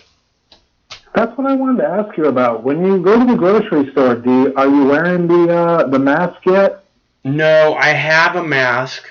I will wear it when they say that it is mandatory to wear to the grocery store. Until then, I'm not wearing my mask.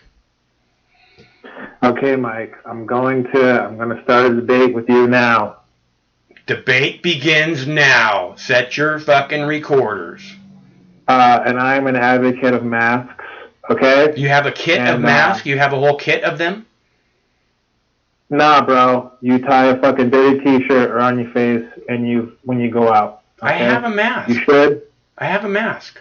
Oh, if you have that, that's great. You don't even need that. But you should. And not just for yourself, but for the safety of other people. Because this virus, what we're learning about it is that, you spread it when you're asymptomatic, when you actually don't have any symptoms of it. So, and it's most likely that if you're going to get it, you're going to get it it's going to get on your hands and you're going to touch your fucking face, you're going to touch your eyes, your nose, your mouth, some fucking shit, right? And I'm probably 10 times more likely to touch my face if I'm wearing a mask, so you know, Pete. Well, the thing about the mask is that if you have it, you probably don't know that you have it. You're going to get really sick in like a couple days, but within those first few days, you're not going to know that you have it. But you're going to be spreading it like crazy. And that's why look, Pete. I've been social distancing for 20 years. I'm not fucking hanging out with anybody. I'm going to the grocery store. I go to the grocery store once a week normally. Now I'm going once every 2 weeks. Okay, it's not. I'm not spreading anything like crazy. No. That's great. That's exactly what you should be doing. But I'm just saying, I'm talking about the mask, that the reason that you should wear it is that even if if you're not concerned about catching it, you might have it and you might not know it. Mm-hmm. You don't want to spread it to people. Mm-hmm. That's why you wear a mask. Well, again, I will wear a mask if they make it mandatory. And the reason that I don't want to wear a mask is, like you said, you touch things at the store and then you touch your face. Okay? And if I'm wearing a mask, I am more likely to touch my face. I have shown you guys those videos again and again. Before they started telling everybody to wear a mask, I showed you guys the fucking experts, and they were saying, if you wear a mask, you're probably 10 times more likely to touch your face. So don't wear a mask. So No, you put your fucking mask on, right? Or don't put a mask on. Don't put one of those flimsy-ass stupid masks on. Like, actually spend some time at home to make, like, a legitimate, good mask that's going to protect you from the fucking virus. I will go get my mask during the next fucking commercial break so that Don't you go out and get can, it. so Don't that even you go out can and get it. see. Make it at fucking home. You don't even have to go out and fucking, you can make one at fucking home. I have a mask.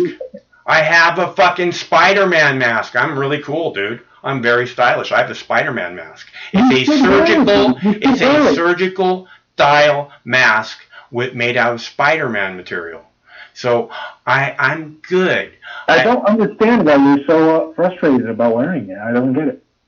Again, if you said that the way you get the disease is by touching something and then touching your face. I told you, I played expert after expert on this show saying not to wear a mask because if you wear a mask, you're 10 times more likely to touch your face.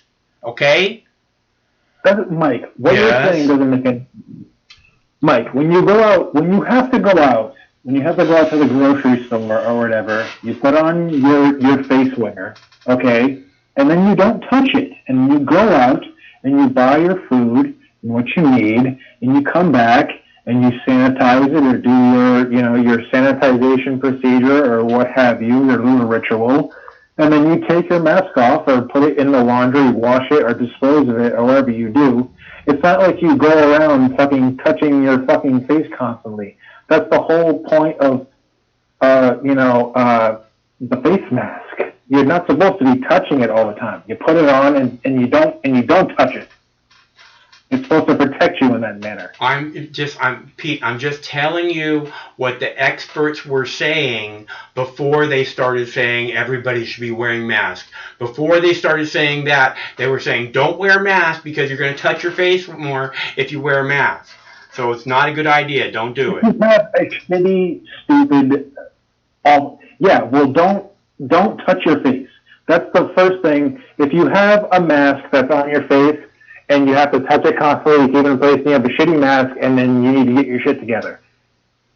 You can fuck going to Walmart and with a shitty face mask. Seriously, get a bandana. There's plenty. Go on YouTube and you can very easily type in a fucking 30-second YouTube video that will show you a very easy video of how you can have a very safe bandana that you can put over your face with a fucking hair tie or a fucking... And the CDC fucking general, that fucking asshole, had the same fucking video. I'm telling you, that's like the best way to protect yourself from the... Yeah, fuck all this disposable shit, okay? You need to, when you go out, have something that's going to stay on your face and something that you're not going to have to touch constantly, okay? Start there. Fuck all that shitty, cheap bullshit, okay? Start there.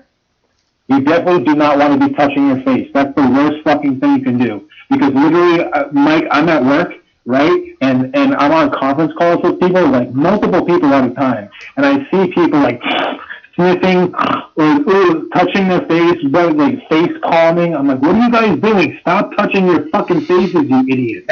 It's not, and they're on site. It's not like they're not even at home. They're like on site, like at work. Don't touch your face, assholes. Again, ignorance. That's what I understand. That's what I understand is don't touch your face when you're out touching other things. So basically, when I walk the dogs, I don't touch anything.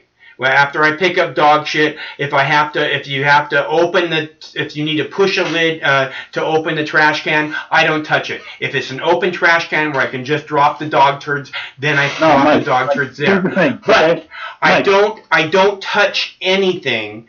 So I'm now again, you keep making my point is that what I have been told, again, before all the experts were saying, everybody has to wear a mask, they were telling us literally the worst thing you can do is to touch your face, like you just said. The worst thing you can do is to touch your face, and if you're wearing a mask, there's a good chance that you are much more likely to touch your face. That's what the experts were telling us before they started telling us to wear masks. Okay, Pete? I'm just saying, I'm just telling you, wear a mask.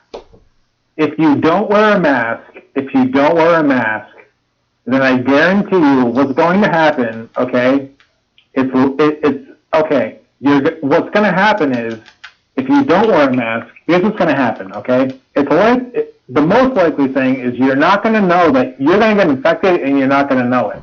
And you're going to cough and sniff and chew and little too, and that little fucking spit droplet's going to get fucking, somebody infected, or potentially 20 people infected, okay?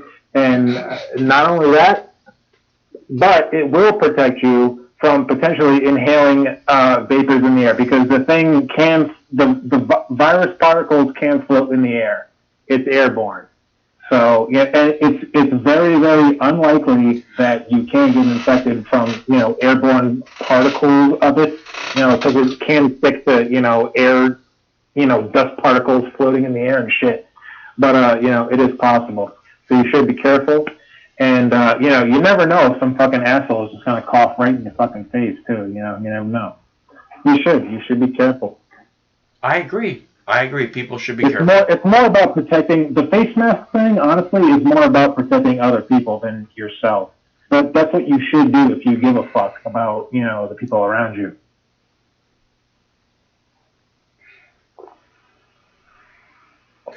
Well, if it becomes mandatory, I am prepared.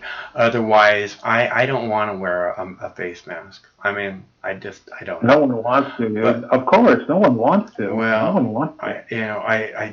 It's again. Get classy with it, dude. Make a fucking cool ass fucking dude. I have a Spider-Man one, dude. I have it as cool as it gets. I'm rocking the upside down fucking American flag. Nice. Rocket, bro. Red, white, and blue. Excellent. Well, how about, I heard the weather there is really bad. Is the weather there really bad? How did you know? Yeah, it was. Yeah, I was worried I was going to lose power this weekend. We had like 55 mile per hour winds. I was like, that's great. I got a fucking virus, and now I'm going to lose fucking power. I'm going to fucking kill myself. But no, actually, I didn't. I didn't lose power. It was fine. Everything was cool. So, yeah, I got to unlock. You have a virus? Ever since Hurricane Katrina, that was a motherfucker. That pretty much knocked down all the power lines that were bad. So all we have now is a good power line. Oh, we got them all underground or something?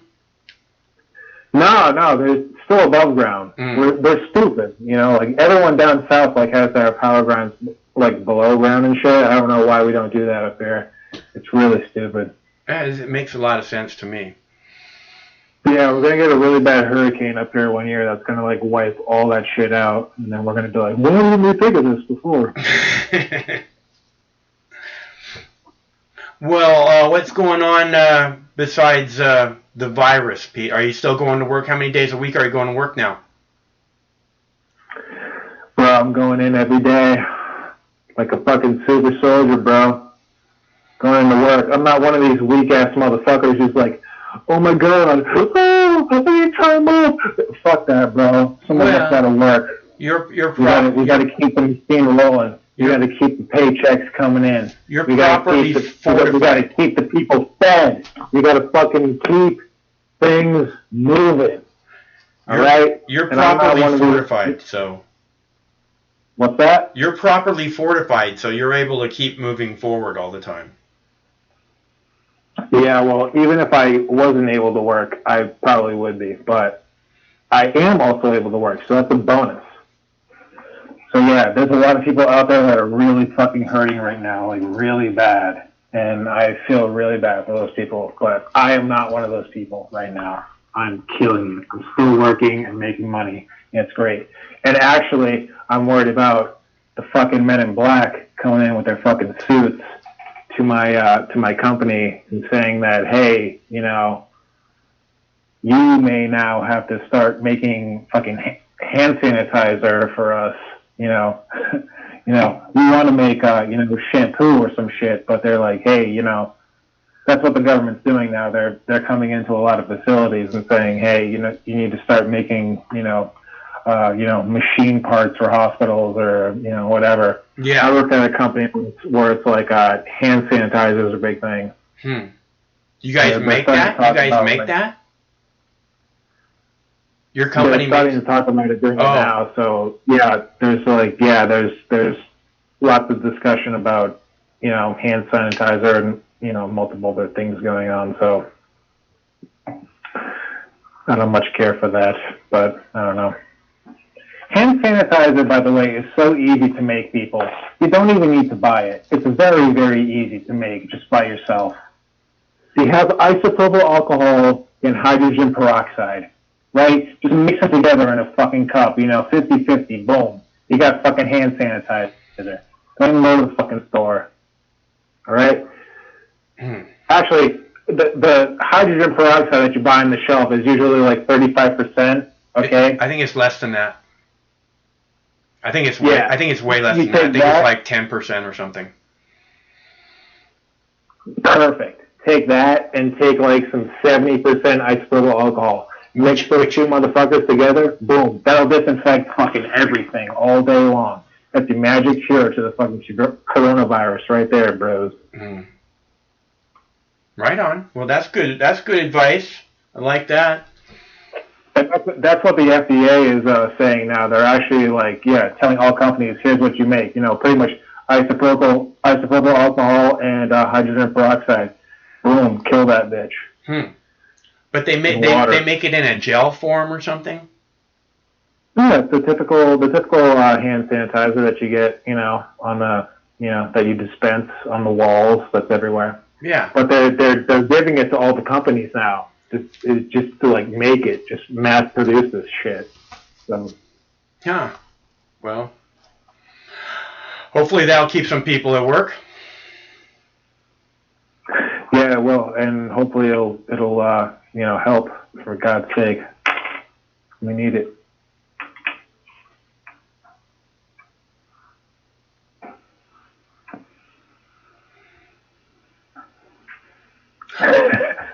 Well, how's your mom doing, Pete?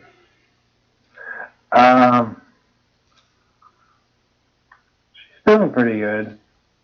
You know, normal. Just getting high, chilling. Good. She eating your gummies?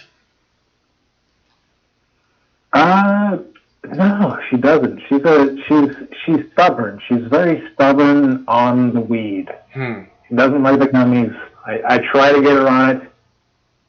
She's in her 60s. I'm like, you can't fucking smoke forever. What are you doing? You gotta get on the gummies. She's stubborn though. She's just a stubborn. You know these stubborn old people. You can't get them to do anything. Yeah, I tried to get my mom on the weed forever. I couldn't get her on the weed, man. I tried forever. I just couldn't get her. I'm like, she'd be like, oh, you know, I can't sleep at night, and I'm having this problem. I'd be like, you know what's really good for that? Marijuana. I mean, for years and years and years. And she just kind of laughed. But I got her some cream that had cannabis infused cream, and she really liked that. She's like, oh, get me more of that. I don't know why that's okay, and eating cookies bad. My fucking boss is making me make that shit. Cannabis cream? Oh, yeah? What kind of cream? Like pain relief cream? You want to use like a basic kind of cream, like a jojoba oil or something like that. Bro, I put fucking lidocaine HCl on that bitch. Wow. That shit'll numb you down. That sounds pretty good. And you put some CBD in that shit. Nice. Extra badis. That shit'll sell like hotcakes. Right? I don't know. I don't know, Mike. Mike, you would be great for like marketing to like the stoner crowd. You know, like you know, your demographic. Maybe I could consult with you on that for this. Yeah, I'm down to consult about any cool idea. Because I'm actually working on prototypes of CBD products, Mike. Oh, really? I'm not even fucking joking about this shit. That's awesome. Okay, Mike. Dude, I'm not even fucking with you, bro. That's awesome. I'm working on the CBD sunburnt lotion with lidocaine, like I was just talking about. Yeah, right. 4% lidocaine. Look on Amazon. All the products on the market have 4% lidocaine. If you have like sunburn, you put lidocaine on your skin. Mm-hmm. Why not add CBD to the mix, Mike? It's going to make a great product. Okay, we got that on the market. We also have a nice roll-on. Okay, with methyl sal, menthol.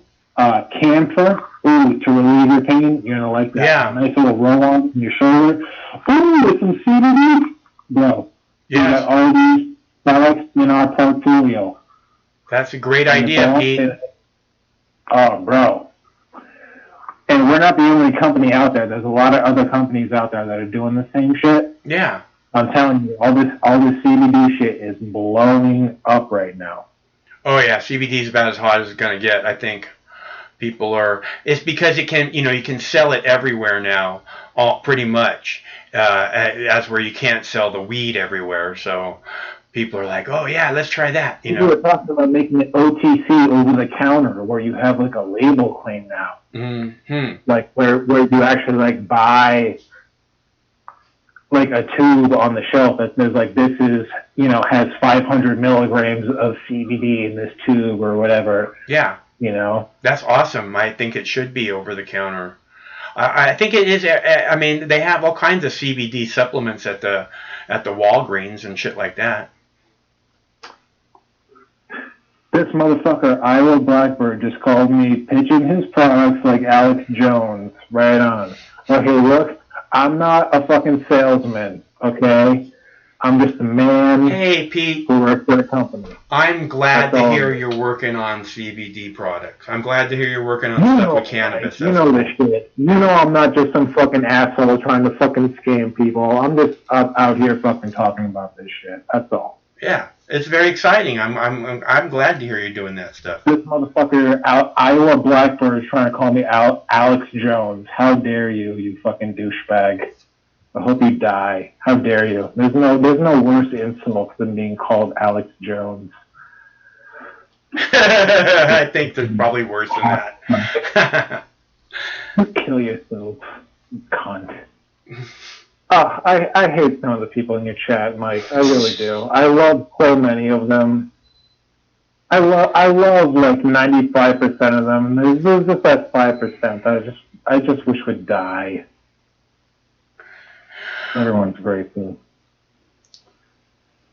I don't know. Okay. I think I'm done talking, Mike. But it's been great talking to you, buddy. And I think we're gonna get through this. Just don't touch your face, people. Don't touch your face. And wear your fucking face mask. Oh, and I don't want to listen to this bullshit about Mike. Mike's hating on the face mask, people. Fuck that, people. Put a fucking face mask, and don't even go out there and buy this. Make your own face mask, and all you need is 2 fucking hairbands. Get a bandana, tie that bitch around your fucking face, and it's gonna protect you from any fucking asshole coughing in your fucking face or any bullshit in the air that you're gonna fucking inhale. Okay, put your fucking bandana on. Protect your fucking self. All right. Don't touch your face. Don't touch your dick. Blow your dad. Praise Allah. And fucking finger Tulsi. And have a good night, everybody. Hey, Pete. Stay cool, man. And he hung up. That's our buddy Pete from Rhode Island. I'm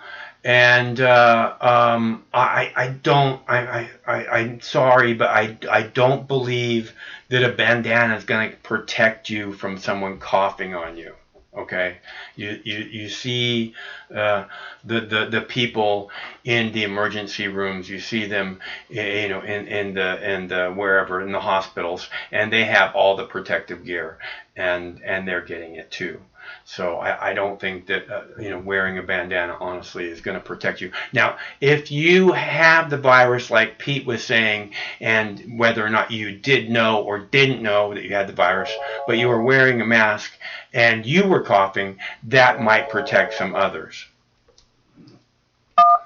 Hello, caller. What's up? Hey, What's man. on, Mike? I am just doing this thing that I do. What's going on with you? It's the chicken burger. Hey. It's been a while. Yeah, good to hear from you. Yeah. Yeah, I'll weigh in on this mask stuff. Uh-huh. It's all a bunch of hooky. This is a big psyop to get everybody to act the same and follow the leader and just, do what you're told. Get off the beach, go sit in your house and go watch the fear porn. Right. So you can stay stressed out, get sick from the regular flu and freak out, come get your COVID test, which is going to be 50% right, 50% wrong, then thrown into a quote-unquote coronavirus ward where the hospitals get big money for you being labeled with coronavirus, even much bigger money if you get yourself into a ventilator. And then, if you do get into the ventilator, well, the odds of you making it out aren't too good. Yeah. So it's just a steamroll. This is Obamacare 3.0 here, by force. There's some crazy and by shit. fear. There's some really crazy shit going on, and that's what I see is that they're just, you see these these governors, that are acting like, well, like I was saying earlier, I have an interview with Tucker, interviewing the New Jersey governor, and he's just literally saying, what made it? What is it that made you think that you could just throw away the Bill of Rights when you said, no churches can gather? Yeah, it's like exactly. And he's like, oh, we didn't really think about that. Tucker goes, clearly. Well, it's funny. I've been saying it for a while now because when this first whole thing erupted, I really ran it through the ringer. I'm like, okay, how do the chips fall constitutionally? What's the best way to handle an epidemic? And I'm thinking real hard about it, and I realized the way to do it is just like gun control. Deal with it like we should gun control. You're not going to control everybody's guns.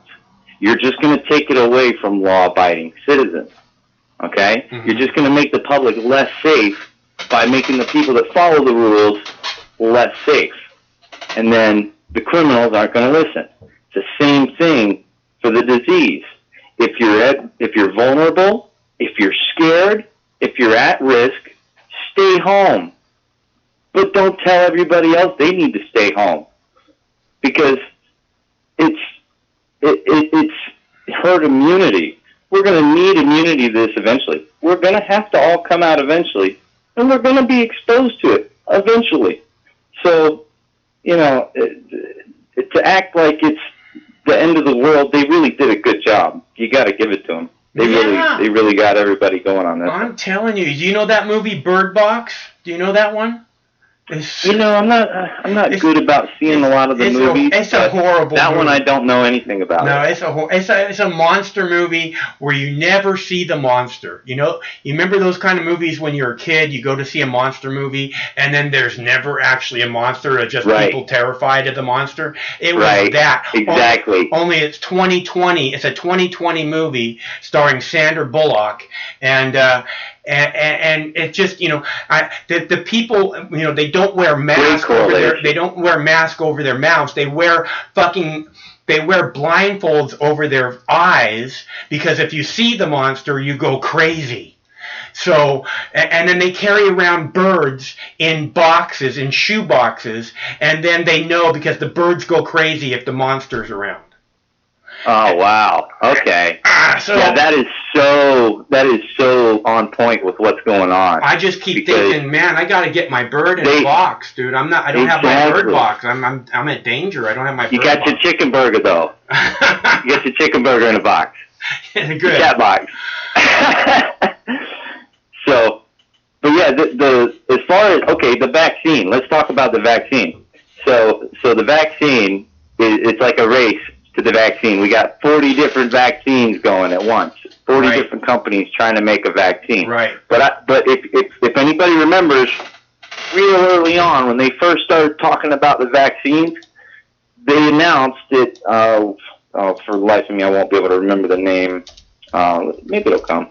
But it was a company out of Israel that just happened to be working on the COVID coronavirus, and we just got lucky, and it happened to be the one that the world's in a pandemic, and it's halfway through production, and we got a little bit of a head start on the race here. Yeah. So that's the one they're going to roll out, and that's the one that Bill Gates is involved with, and Tony Fauci, and they're all hooked up in it.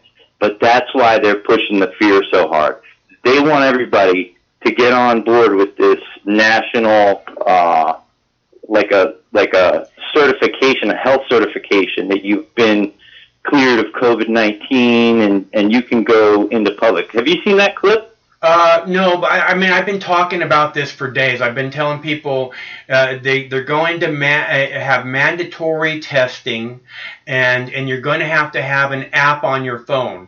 And the app is going to track you everywhere you go and every person you come in contact. And if you don't have the green light on your app, on your phone, you don't get to go into the grocery store.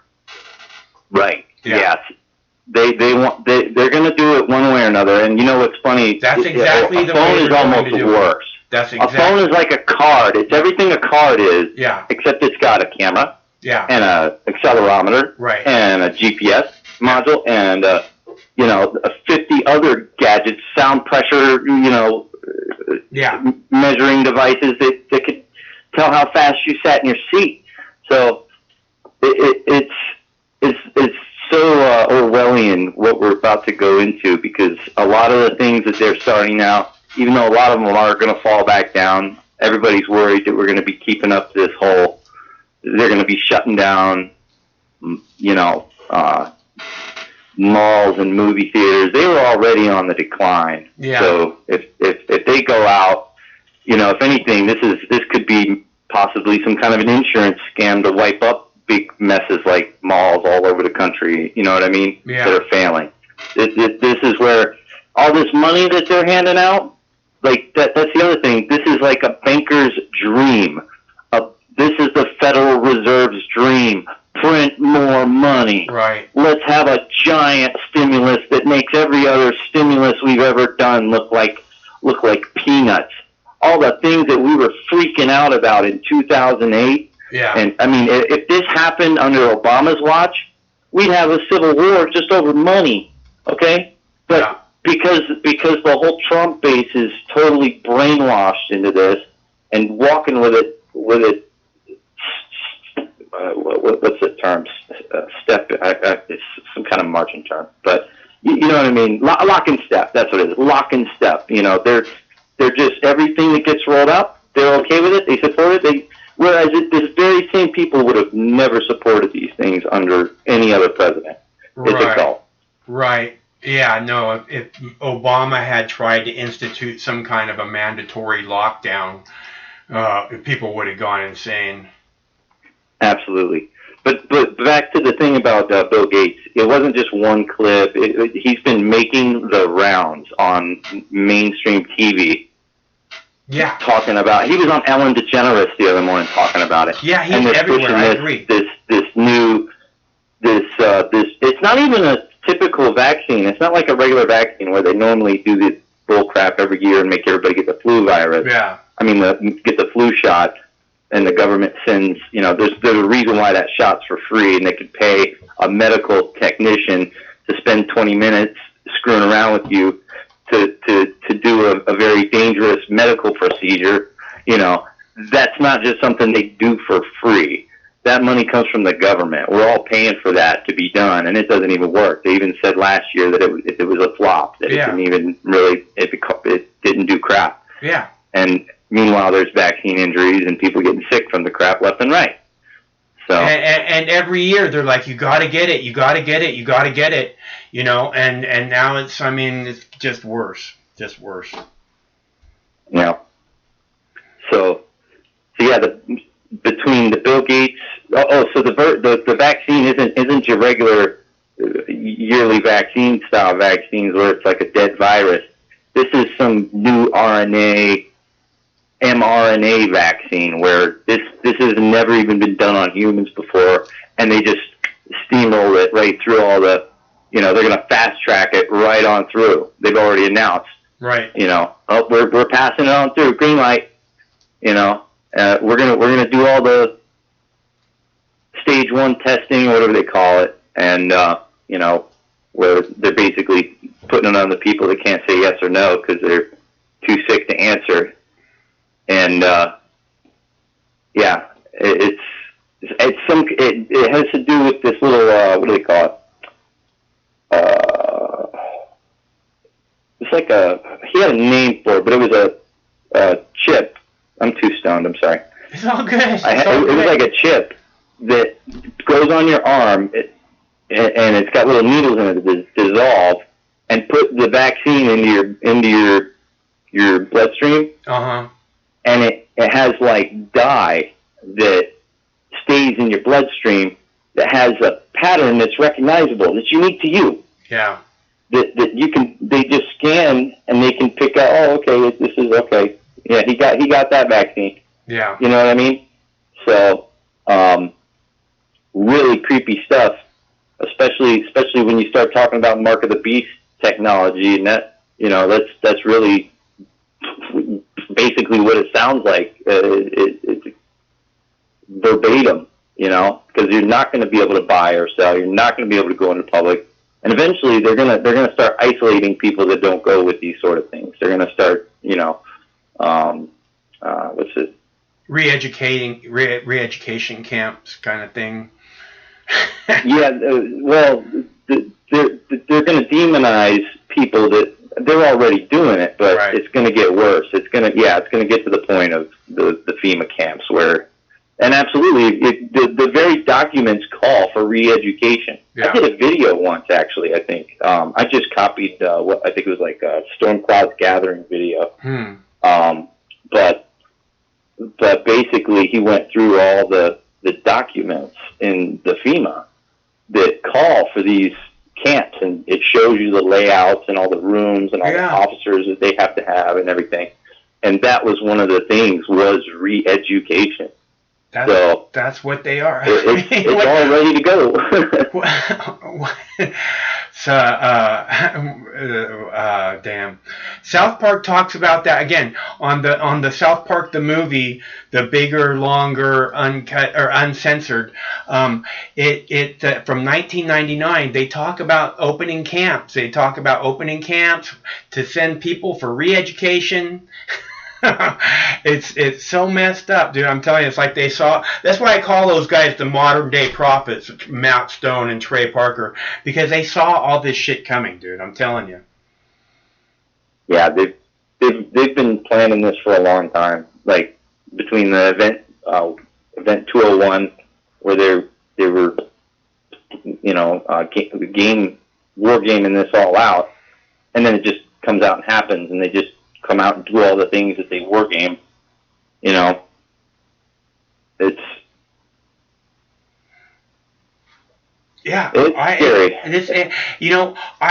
What I'm really frustrated about is that I despise this government and the evil that it does so much that I feel I'm almost certain like they're behind the release of the virus. Oh yeah.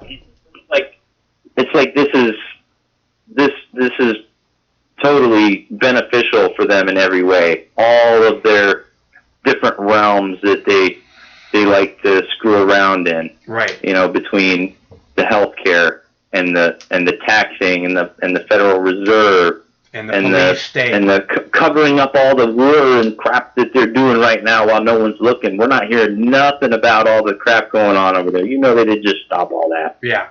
To just, wait a minute, we gotta go deal with the virus. Hold on now, y'all just hold your little pixie sticks and we'll be back to take care. Yeah, right. Come on.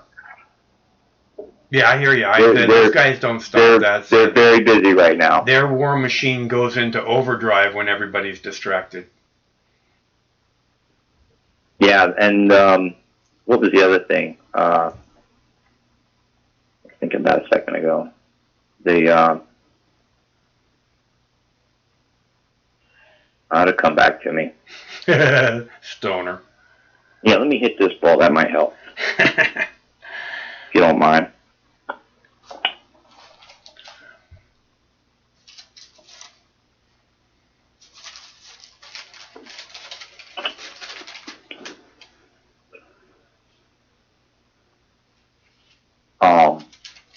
Oh yeah, now I remember. See, that's all it took. Yeah. Michigan, right now. Did you hear about Michigan? Yeah, we've been talking about Michigan a little bit tonight. I was late to the party. I was out shooting. Yeah, that's all good. But Michigan was absolutely inundated. Like, they had highways coming into Lansing that were just deadlocked because everybody was breaking curfew and going to the Capitol. That is amazing. That's a good sign. Yeah, I agree. It's a good sign. I've been telling Craig this all along. Is that the people are at the point where they're going to start pushing back, and obviously that has begun. And if the powers that be don't recognize that the people have begun to push back, then the pushback will become very overwhelming. So I believe that they will have to respond to exactly. The people, I think not only have they overstepped themselves, I think they rocked the apple cart a little too hard, because this showed how powerless they really were, and it's kind of gotten viral. I've seen similar sentiments from the Ron Paul channel on his videos. I think not from yesterday, but even the day before, and it's going around the country. There's a lot of different protests and people taken to the streets, and really, I mean, they got nothing better to do. They're all losing their jobs, and literally have nothing better to do than, well, let's go protest, and right. And it's serious. It's not like they're going to go to the movies or something. Right. Yeah. So they're going to start taking people seriously. They're going to have to, because if they don't, like I said, the pushback is going to become much greater than they would have ever anticipated, I would think. Well, the way they run things is they come out acting like they're going to go crazy, and then they see how the public reacts, and then they back off just enough to keep the public from doing anything about it. And then this is their tactic. They always come out strong, and then they back off. Come out strong, and then they back off. And then they. I just reminded myself of the conversation we had in the chat about the Matador. The Matador tactic's a little different, but the Matador is with the 5G. Let me get this out before I forget about it, because I promised the guy I would.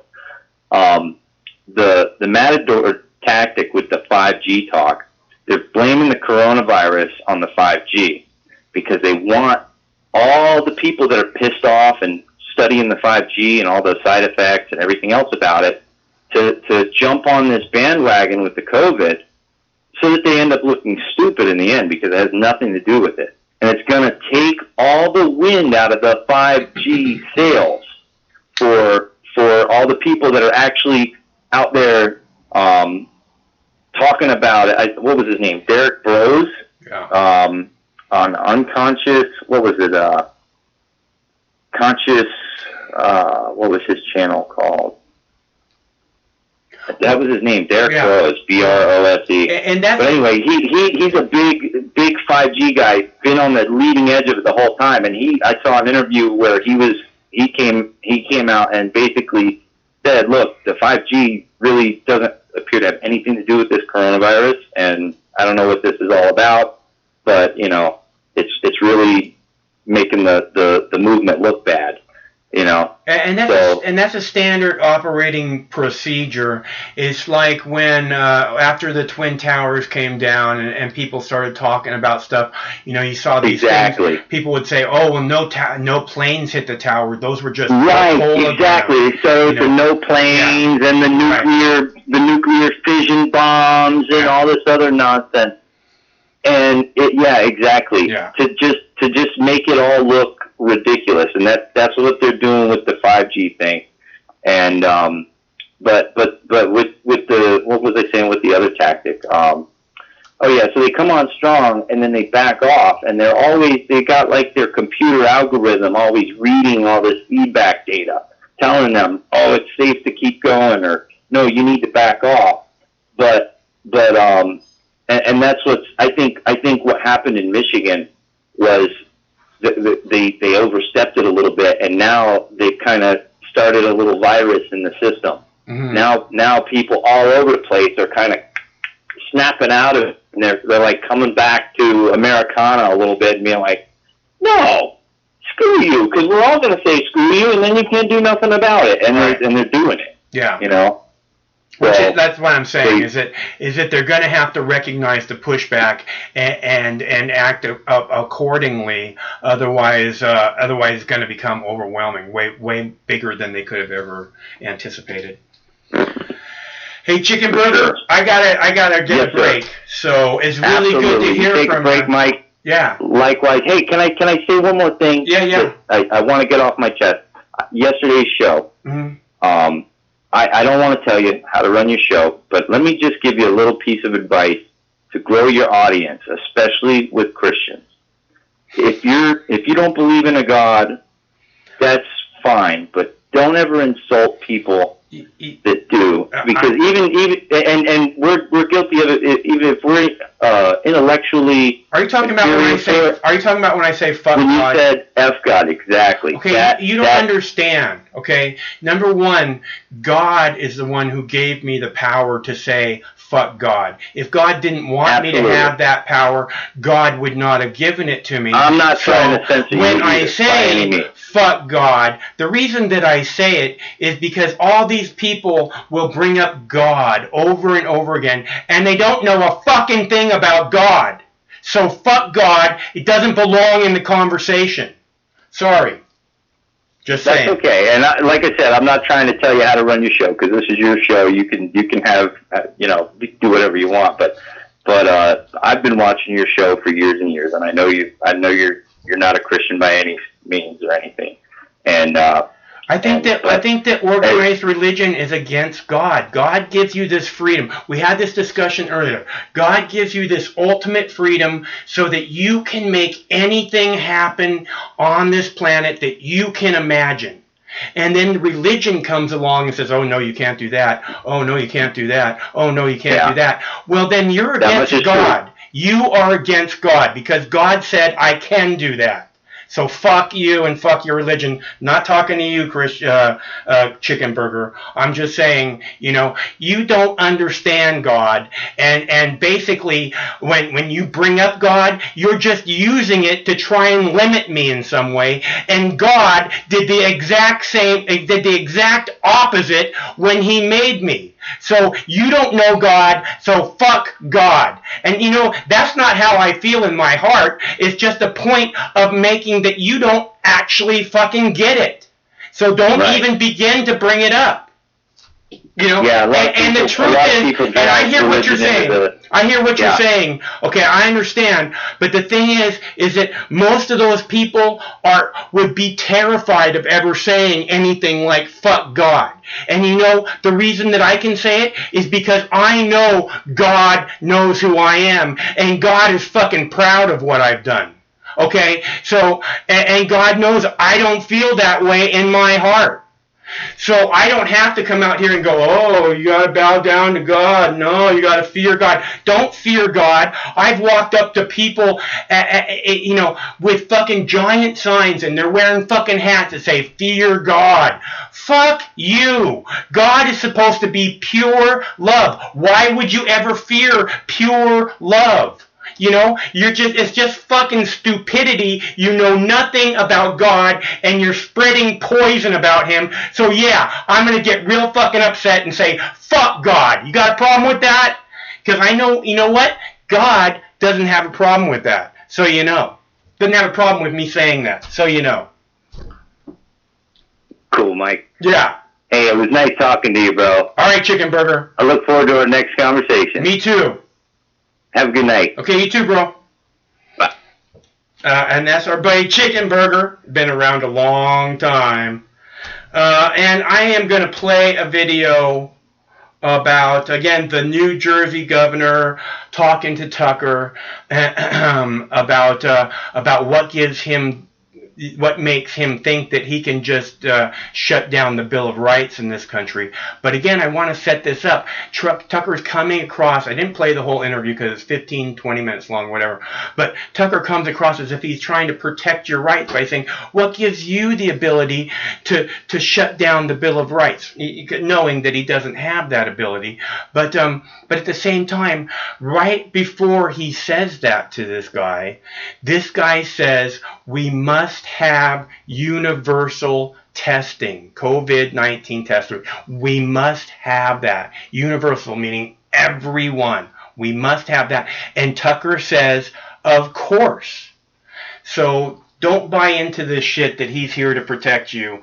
I just wanted to, again, point out this, we must have the universal testing, and, you know, and what gives you the right to take away our fucking Bill of Rights. And when Tucker says that, the guy says, oh, I didn't think about that. And he says, obviously, which I love. So I'll be back in just a sec. Part of the reason is we know the folks who have passed, and there have been far too many in our state, over 3,000 blessed souls, as you said. Right. The denominator is the tough thing to get our arms around right now, and that's in the absence of the universal testing that we desperately need. That's right. So you just compared it to the annual influenza. So there is a vaccine typically for that. The new IHME numbers, University of Washington model that I think most of our leaders have been referring to, suggests about 60,000 deaths nationwide by August 4th. That would be fewer than what the annual influenza caused a couple of years ago with a vaccine. So does that shake your faith at all in the utility of a vaccine for this disease? Maybe it's not the final answer. Yeah, it doesn't shake my faith in either the vaccine, which all experts think is at least a year and a half away. It does tell me that if the death tolls are around the numbers that you've just referred to, Tucker, that all of the actions we're taking are making a difference. I really believe that with all my heart. The fact that we're staying at home, staying away from each other, is flattening the curve, is leading eventually. We've got too many lost souls. Believe me, every one of them is a precious life. But the fact that it may be lower than we had expected means that it's working. Let me ask you about the specific measures you just referred to. Now, large gatherings are banned, but liquor stores are deemed an essential service. Why, on the basis of what scientific evidence did you decide that? Couple of things. One is there are liquor stores in our state that actually have a little bit too many backroom gatherings. So we had a little bit of a challenge. We had to remind folks that liquor stores may be open, but to your point, gatherings are not allowed. We relied on a whole lot of input, reasonable input from recovery coaches, addiction coaches, and they cautioned us if we were to shutter those stores down, we'd have unintended mental health and addiction prices to pay, unintended consequences. And so far, that's the route we've taken. And my guess is we'll continue to take that route. So, but you have closed church services and synagogue services and arrested people for attempting to attend them. Did anyone say that maybe practicing your faith might be important to someone's mental health? Listen, I think we've had a very good common ground with faith leaders of literally every faith who understand this. And by the way, whether it's a liquor store, a pharmacy, a supermarket, we expect folks to distance themselves from each other, to wear face coverings, etc. There's an enormous amount of Right. faith going on virtually right now, a lot of practicing going on, and we care deeply about both physical health and mental health. Of course, but I just, and I don't want to be too persistent on this, but I think it's important.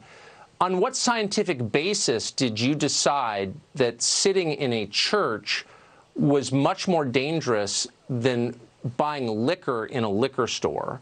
And why is buying liquor more important for the social fabric? I'm just trying to think. You're not the only governor who's done this, and I don't mean to pick on you, but I don't understand the reasoning. I don't want to think it had anything to do with tax revenues. No, it does not have anything to do with tax revenues. Our revenues are so blown up, that would be a rounding error, trust me. This is not either or. It can be and both. I've spoken to Cardinal Tobin, to the leaders of the Jewish community, of the Muslim community. People are at peace where we have come out there. No one's happy. Everyone wants to get back to what they think of as the norm, and who could blame them? I want to do that as well. But I don't think these are one versus the other. I think you can have both of these realities at the same time, and that's what we have in New Jersey right now. So why, back a couple of weeks ago, you closed state parks, and people have been arrested for using them. A man was arrested for sitting alone on the beach. Tell me why that poses a danger. And again, on what scientific basis did you make that decision? Yeah, so Tucker, we were coming into both warm weather and big religious seasons. It was Passover first, then Easter. We've got Ramadan coming up shortly. And certain of the counties were beginning to close their parks. And the concern was that the folks who couldn't go to their normal park would go to another park, another county or a state park. And it wasn't just a gut feel. We then surveilled the state, up and down the state on that first weekend of April when we had some good weather in New Jersey. And in fact, that was just what we saw. Lots of people congregating, lots of out-of-state license plates. So it was a step, trust me, I took no joy in taking that step. But it's one that we felt we had to take. And as I mentioned to a bunch of legislators today, it's not a life sentence. Okay, but on what basis? What scientific? Because I'm just trying to get to the science here, because I assume all of us are following the lead of epidemiologists. Arresting someone for sitting alone on the beach, tell me how that arrests the spread of the coronavirus from an epidemiological point of view. Yeah, I wasn't referring to that. I actually don't have the specifics as to why that happened. I meant congregation at state and county parks, of which there was an enormous amount when the weather got warm. And the fact that folks weren't, it's not that they couldn't be in the park and jogging by themselves or walking on their own and keeping distance. They weren't. And there were a lot of out-of-state license plates in the parking lots. And we've got some of the nicest parks in the Northeast, if not the country. Again, it brings me no joy, but we felt that was the right decision to make. Huh. So you made that decision, and as I noted before, 15 congregants at a synagogue in New Jersey were arrested and charged for being in a synagogue together. Now, the Bill of Rights, as you well know, protects Americans' right, enshrines their right to practice their religion as they see fit and to congregate together, to assemble peacefully. By what authority did you nullify the Bill of Rights in issuing this order? How do you have the power to do that? That's above my pay grade, Tucker. So I wasn't thinking of the Bill of Rights when we did this. We went to first of all, we looked at the data and the science, and it says people have to stay away from each other.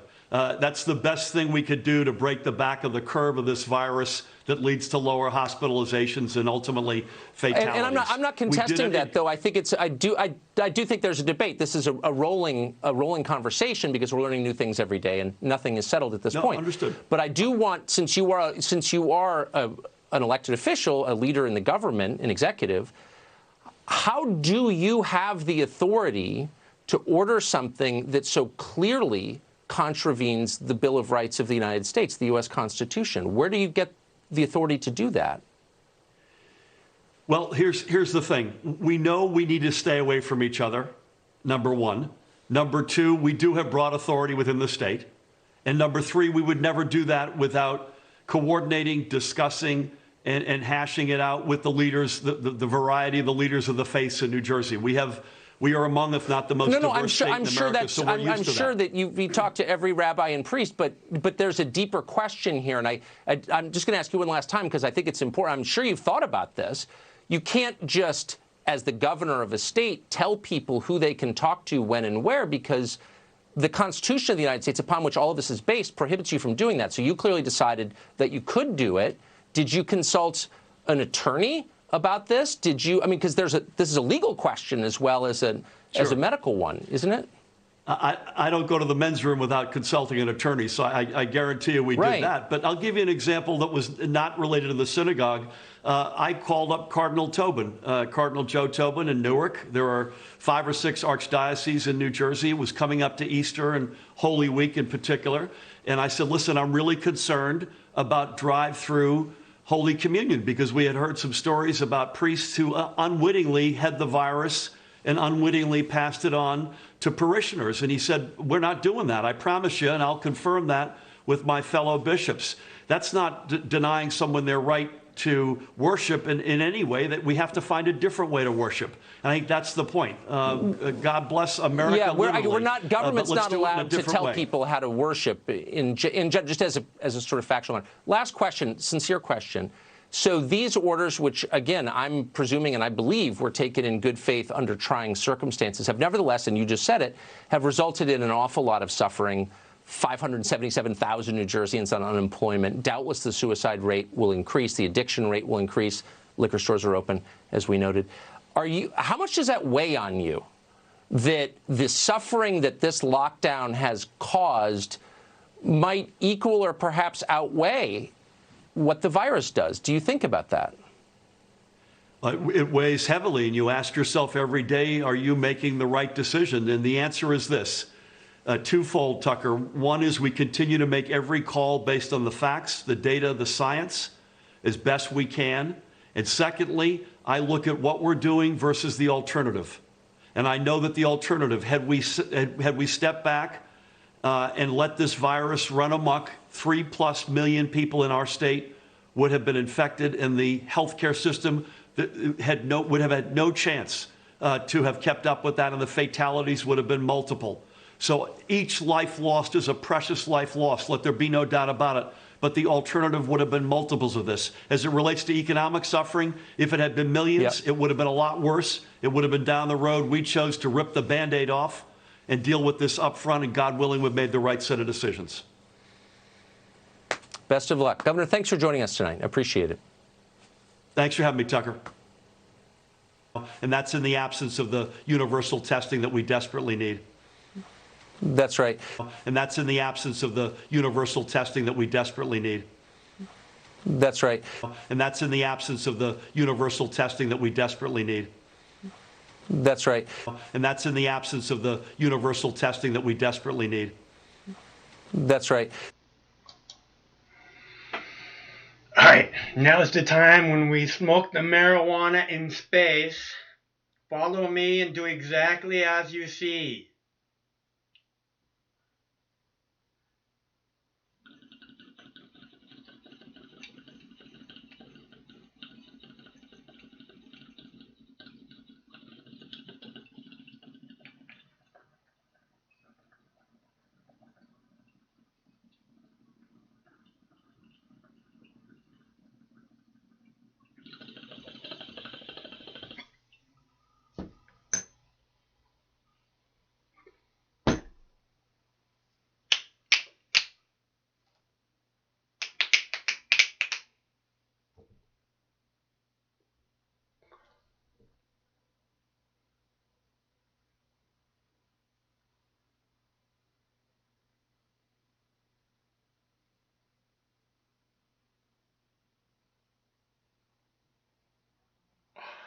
Oh, that's a good one. I'm just saying. That's a good one. That's all. I'm just saying. And this tea is way too hot. And this water is just right.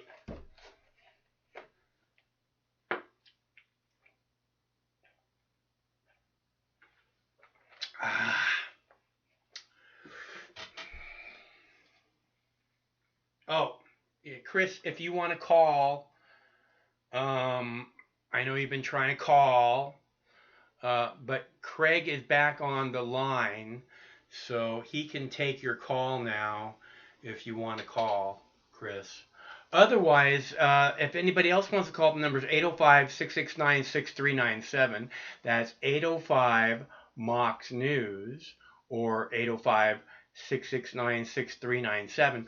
Otherwise, we have many other videos still left to fucking play, including fucking tiger video. And the zoo scare caught on camera in Dublin. 7-year-old Sean was posing for a picture in front of an animal enclosure when a full-size Siberian tiger lunges at the glass. The family says Sean was... I'm never gonna get old. I'm never gonna get tired of that. Hello, caller. Hey, Mike, how are you doing tonight? I am doing good. How are you, Chris? I'm doing all right. I had a chance to go out and do some work today, and that felt good. And as I mentioned a few days ago, I've noticed more traffic. Like, let's say 50% more traffic than I saw a few days ago, and even a few days before that. So I would say that, like, based on observing Olympia traffic, that we're at about like 40% right now of cars.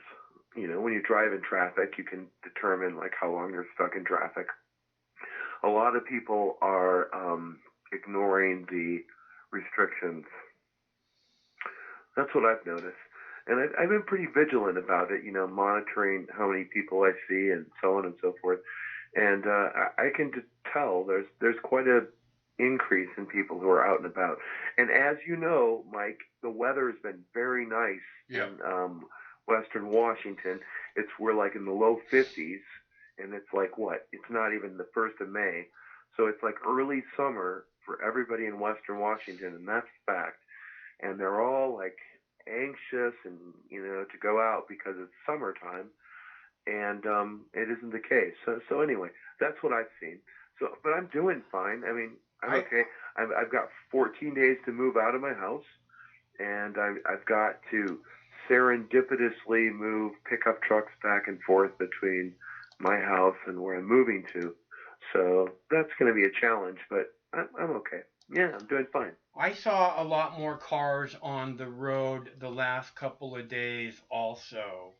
Yeah. So I don't know if, you know, if maybe, I don't know what that is. But I definitely have seen much more cars. I don't see more people walking around, but I see more cars for sure the last couple of days. Well, one of the places I drive by is around the Capitol building, state Capitol building, and there's a very large park where all the state workers go and they do their daily walk, you know, on their breaks, and that park has been very empty for about the past 4 weeks. But when I drove past it today, I saw people walk. I saw people in public. I saw people like laying on the lawn, people having not a picnic per se, but I saw people on the grounds, which is something I have not seen in the last couple of weeks. So however it works, whether people are just tired of it or whether people are just like, fuck it, I don't care, or they've lost it and they're just like, it's the point where I don't really care if I have to talk to a cop. I think we're about at that point in terms of like the social lockdown. However, like, I don't think the social lockdown is wrong necessarily, all right? So this slow rollout that they're talking about, like I think the mayor of Los Angeles said today that they don't expect to have any large sporting events or any large venues for concerts in Los Angeles till next year, till 2021. And I don't think that's because the virus is not real. I mean, the virus is real. So it's really a question of liability. If you think about it, if you're like a major baseball team, or if you're a major football team, or if you're an insurance person who's backing a major football team, and you allow people to congregate in a large stadium with like 30 or 40,000 people, or even a small venue like, you know, a really cool music venue, like with like a few thousand people packed into a little theater. However that works, you're going to be exposed to lawsuits for allowing people in an unsafe environment. That's the nature of our system. That's how capitalism sets it up. You know, you're not allowed to invest money unless it's a safe bet. And if it's a safe bet, somebody has to back your ass. And in fact, nobody is going to back your ass for the next 7 or 8 months. That's a fact. Front page of the LA Times. Check it. Listeners can check it out right now. No, I saw him saying, I saw the mayor of Los Angeles saying something to the effect that they don't plan on having any sports venues or concerts in that city until after the first of the year. Yeah, exactly. And Mike, I think some of that has to do with lawyers and insurance companies, right? Mm-hmm. I mean, if you're selling hot dogs and you get a hot employee and that employee ends up spreading coronavirus to 35 people who get sick in September, you might be eligible for a lawsuit because you were fully aware of the risk before you engaged in the behavior, and you did it anyway, and then you fucking kill people and you get caught. That's called a lawsuit. And that's protected by insurance companies. And that shit is not going to fly until it's safe. And what does safe mean? I've listened to what you've said about a lot of these people who died from coronavirus were going to die anyway. I don't say that. I did not say that. Okay. I've heard that before. Maybe you didn't say that, Mike. I apologize if you didn't. I'm trying to be very sensitive about people dying because the people, mothers and grandfathers and stuff that are dying. Brothers, sisters, all that. Uncles, aunts, all that. Yeah. All that stuff.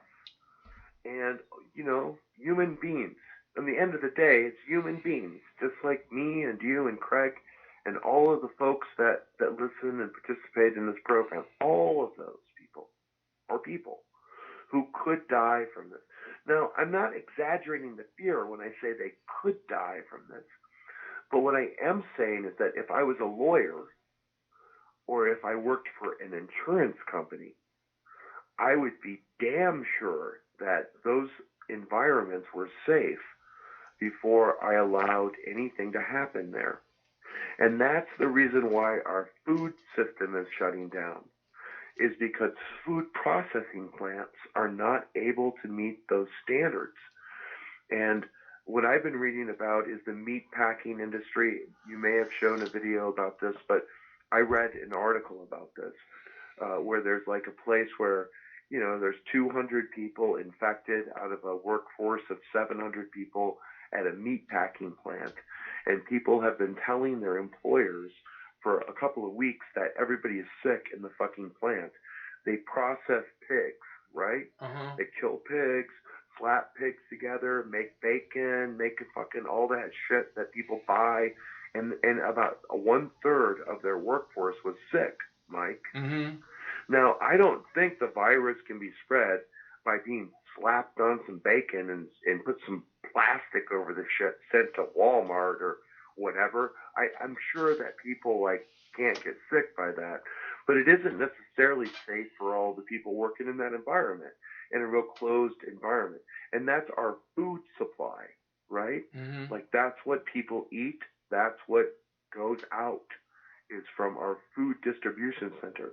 I also saw an article at Deutsche Welle, or AFP, which is the French Foreign Service, talking about people in Spain picking strawberries. It's the strawberry season right now in southern Spain, and they don't have enough workers because of closed borders to pick the strawberries in Spain, which means all of the strawberries for Europe are fucked. People, so what does that mean? It means if you want a pound of strawberries in Germany or in Holland or in Britain, you're going to be paying 100% more than what you normally pay for a little pound of strawberries, because they're rotting in the fields, like the episode you showed yesterday. Yeah. of destroying milk and eggs and Yeah, produce. You know? yeah, no, I see that happening. There seems to be a big disconnect. You would think the government would be doing everything in their power to be making sure that that food stays available for the people, but that doesn't seem to be their agenda. Does not seem to be their agenda. Is feeding the people Yeah. and making sure that our food system is like secure. Right. So this gets to like the fundamental question of like the whole goddamn game. Bernie Sanders, what was Bernie Sanders fighting for? You know, what is important in America? Ultimately, what it gets down to is like, are we going to take care of the American people, or are we going to cater to these extremely wealthy people who basically treat us like serfs? And what are we going to do about that? That's the question, is what are we going to do about that? Because I've mentioned before, like, 40% of the American population rents. Like, they rent their abodes. I would think it would be more than that. In urban areas, Mike, it's way higher. And again, this plays into Trump's kind of calculus, right? Because the red states that are predominantly rural states and are less developed than the West Coast and the East Coast and in certain parts of the Midwest, upper Midwest and kind of larger cities in the South. Absent that, everything else is more or less like rural, and it's a lot easier to purchase land. But if you live in Seattle or in Oregon or in Portland or in San Francisco or in Phoenix or in Las Vegas, right, or in Denver or in Chicago or in Minneapolis or in Milwaukee, you go all the way across the whole country in the large cities, it's much more challenging to buy land, right?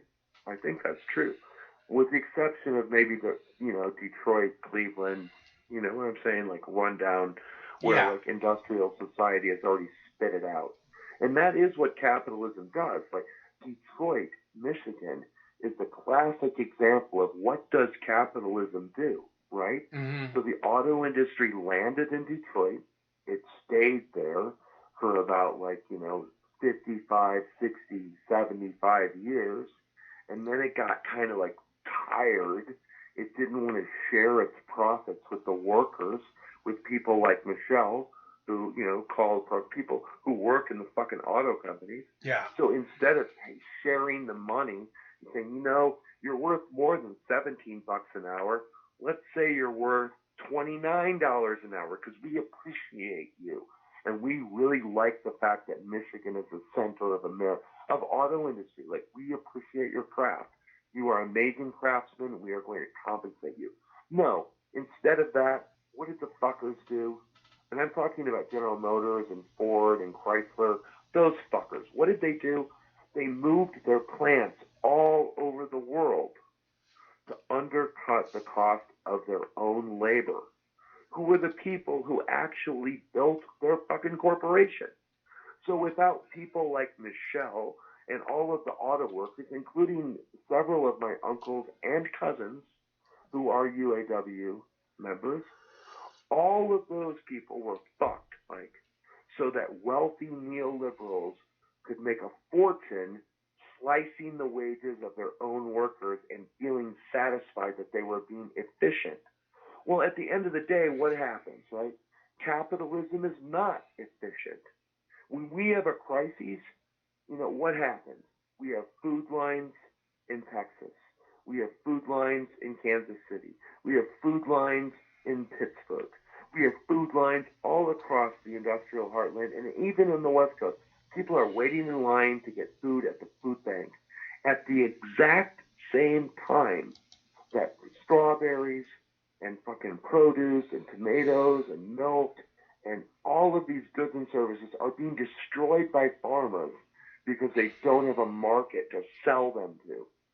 Instead of the government saying, we have a National Guard, we're going to have 50 National Guard dudes show up at your dairy with bunches of fucking milk trucks because we're set up for this shit. And we're going to give the milk to the people for free. Instead of that, they allow them to destroy food. Right. right. I hear you. That's what I don't. I That is mean, not it efficient, seems Mike. like So it's all yeah. It seems like you can give away this stuff. It doesn't make sense to throw it away. You know. So my point here is all of these people who are arguing that like the free market and that trading goods for profit and greed as an incentive, like I know I can make a quarter cent above the bushel if I sell to that person instead of that person. I'm going to do it. I'm going to do it. You know, instead of that, if we had a planned economy with people who are knew what the fuck was going on, we would have a transportation system that could redistribute these services. We would have a labor force kind of similar to a civilian army that could respond to these crises in an instant, and the goods and services would be distributed to the people instead of seeking profit as a motive. Capitalism is not an efficient system, and it's been proven every 7 years when we go through a recession. It doesn't work. It only consolidates the wealth of a few. So, 10 years ago, for example, in the media industry, it's like 7 companies owned most of the media outlets. And then, 5 years ago, it's like 3 companies owned most of the media outlets.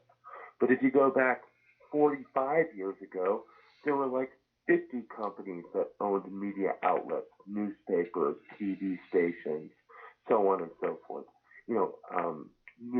News services like AP and what. There were lots of them. Now there's just a handful, as everything has been consolidated into the pockets of the rich. I mean, it's an old story. I know I'm ranting. I apologize. No, you're right about everything. I mean, it's the media is horrible. It doesn't, it just, you can't, it's completely untrustworthy, and it's just not in the interest of the people in any way, shape, or form, and that's because there's no competition, obviously. So there's a couple things we can do. One of them is mutual aid. So instead of falling back into the closet where there's a couple shotguns, a long rifle, and a few handguns, and a bunch of fucking ammunition, instead of doing that, the other thing we could do is put a sign in front of our property that says, "I am willing to help you. What can I do to help you?" And if you put that sign instead of a picture of "no trespassing, my dog is going to kill you and my gun is going to shoot you dead, get the fuck away from me, I got mine, stay the fuck away," that fear that Michael, you always talk about. If we do, instead of doing that, if we put a big sign in front of our property or our house or our rental that says, "I embrace everybody, how can I help you?" There's a difference between those two things. And if we want to develop a better world where everyone's kids are going to live, Dwayne's kids are going to live, these kids that I encounter in Olympia are going to live, kids in the city are going to live, and so on and so forth, Mike. If that's the case, then we got to start opening up our doors to our neighbors instead of being afraid of them. Really. Or we're screwed. However it works out, this police state, totalitarian government. I personally don't believe the government is capable of addressing our needs, and that's really what it gets down to. Like in Venezuela, there's in Caracas, Venezuela, it's one of the largest cities in the Western Hemisphere. There's 1 million or 2 million people that do not have city services. They live in an enclave that's removed from state services. But somehow or another, they don't kill everybody, and they figured out how to make everybody live. You see what I mean? Yeah. That's what America is becoming a third world country, Mike. And whether we hate the Army or not, the Army might be the very, very last refuge of the state. So when the state has no longer any control over the chaos, and that includes the violent gangs and people who have bad agendas, as well as people who are activists and who are doing good work, all those folks, when the state collapses, the Army is the last vestige of the state. And And when the National Guard can't hold shit together anymore, no, you're talking about something else, man. You're talking about a revolution. That's like Tracy Chapman, right? You're talking about a fucking revolution. And if you remember her song, it's about standing in line for benefits, standing in line for welfare, trying to get some help when you can't help yourself. And if the government cannot do that, they violate the social contract. That's fucking Thomas Hobbes, dude. Old school political science. Every fucker knows that. Thomas Hobbes is like, we work together as a collective and as a unit. The unit holds us all together. But if the unit can no longer hold its contract anymore, if it can't protect our safety, if it can't make sure that Blaine's kids are okay, well then it's anything goes. New system, revolution, new turnaround. And I don't want to see that per se, but that may be what's necessary to take the power away from these like Ivy League economists and politicians and the affluent who've run our culture for so long. That may be what is necessary. Although it will not be pretty. Yeah, I don't think it's going to be easy to get the power. Nobody gives up power easily. Hey, it might be a few years too, Mike. I'll let you go. Thank you. No. Super Bullshit Tron is on the other line. He wants to talk to you. Jesus Christ. Is he still alive? I don't know. I haven't talked to him for a while. All right. Yeah. Okay. I'll take Super Bullshit Okay. Tron. Hold on just a sec. Hold on.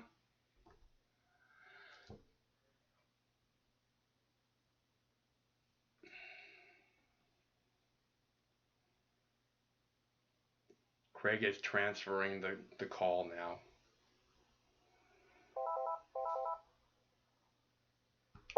Hello? Hello? Hello? Hold on. All right, what's happening? Was it something about the WWF being rescheduled for a few months? I heard that the big one, like WCF 23, isn't happening, or street fighting, right, in Orlando, ain't gonna happen. Well, good. I don't care about street fighting in Orlando. I don't think it's gonna happen, even if you cared about it, man. Is Super Bullshit on there? Yeah, he seems to be a little busy at the moment. Should we call you back? I'm here. This is hello? How are you doing tonight, Super Bullshit Tron? Is this for Chris from Olivia? Yeah, man. Hey, is this Super Bullshit Tron? Yes, this is Super Bullshit Tron. I've just been hanging out and stuff. I've been self-quarantining and Jesus Christ, you're self-quarantined, man? Yeah, I know. It's rough out here. It's crazy. Totally fucking crazy. When the superheroes have to self-quarantine, what has the world come to? No shit. I thought you were like halfway between like the moon and Earth, Super Bullshit Tron. And where is Steve McClanahan by the way? I am not a superhero anymore. I got a real job. Okay. I have turned in my cape. Okay. I'm trying to be a real person for once in my life. Wow. That's pretty heavy, Super Bullshit Tron. It is. With hung the fucking cape up. When the world needs superheroes more than ever, you turn in your cape. Is that right? So Super Bullshit Tron, are you behind are you working like at a grocery store or for a UPS service? Like, what the fuck's going on, man? Well, I just started the job like a month ago. And now I have the option to stay at home, so I took that option. So now I'm currently not working I'm not bagging the groceries anymore. I think it's a really essential job and stuff, but I decided, they said stay at home. You're gonna do it. stay at home. I stayed at home, and I'm staying You at know, home. super bullshit, Tron. There was playing video games. there was a story that I heard a couple days ago that made me think of you. I saw it. It was in Pittsburgh, and I looked it up, and then I validated it. It was true. It's fucking true in other cities as well. What's going on, man? Is this COVID-19 shit means that people are putting their fucking toilet wipes in the goddamn toilet, which is blocking up the sewage in cities like Pittsburgh, man. So the masses went to fucking Walmart and Costco. They bought the goddamn toilet wipes, and they're not biodegradable. They put the fucking stuff in the motherfucking toilet, and it got super fucking clogged up. Bullshit, Tron. It's a fact, man. You can fucking search that shit. It's in the goddamn Guardian of London. Super bullshit, Tron. Did you know that? Well, I'm gonna need a link. I'm gonna need a link to this. Links away. Yeah, it's real, baby. People are putting their toilet wipes in the toilet because they bought a bunch of fucking toilet wipes at Costco and a splurgy, bingy kind of coronavirus kind of bingy thing, and they didn't know what to do with them because they can't read, and they put the fucking things in the toilet, clogged up the goddamn sewage, and I've been reading, super bullshit, Tom, that it's actually causing damage to like permanent infrastructure. So COVID-19 may have inadvertently destroyed our natural ability to process our super bullshit. Man! It's a fact. What? I'm not even fucking with you, Steve. I mean, excuse me, super bullshit. I'm not fucking with you. It's true. That's a fact, man. There's several sources. I found more than two. It's destroying like septic systems, city, municipal waste disposal systems. Waste management is a big multinational corporation. They're sleazy fucking mobster thieves who steal money from the poor. But if you look up waste management in like toilet wipes, you will see, my friend, they have put a post-it like on their fucking internet that says like, it's fucking with our equipment. Heavy duty infrastructure fucked up by shit and toilet wipes. I'm not even joking, man. This is terrible. This is terrible news. This is terrible news. You need to tell the world about it. I know. Hey, and there was another thing, by the way, super bullshit, Sean. According to The Guardian, the second wave of locusts in East Africa is supposed to be 20 times worse than the one I told Mike about. You know what that means? It means 8 African countries are going to have no food. They're not going to have food, super bullshit, Sean.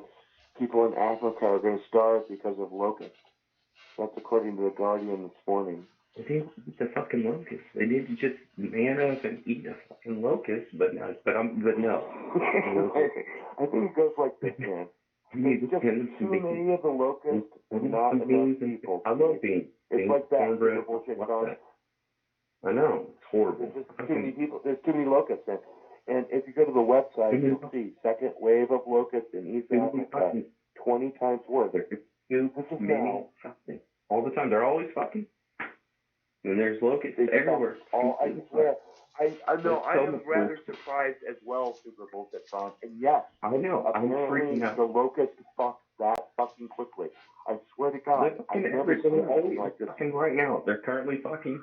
They are fucking right now, but they've already laid their eggs. Actually, they fucked about like 4 weeks ago, Steve, or excuse me, super bullshit, Tron, and they laid the eggs already, and now the eggs are hatching, and all of these new fucking locusts are fucking flying all over the place because there was heavy rains in March, which has something to do with global warming. And this is the worst infestation of locusts in 70 years. That'd be since the 1950s. Well, I'm just telling you, I agree. You know, with all this global warming, I might fucking freeze to death and shit.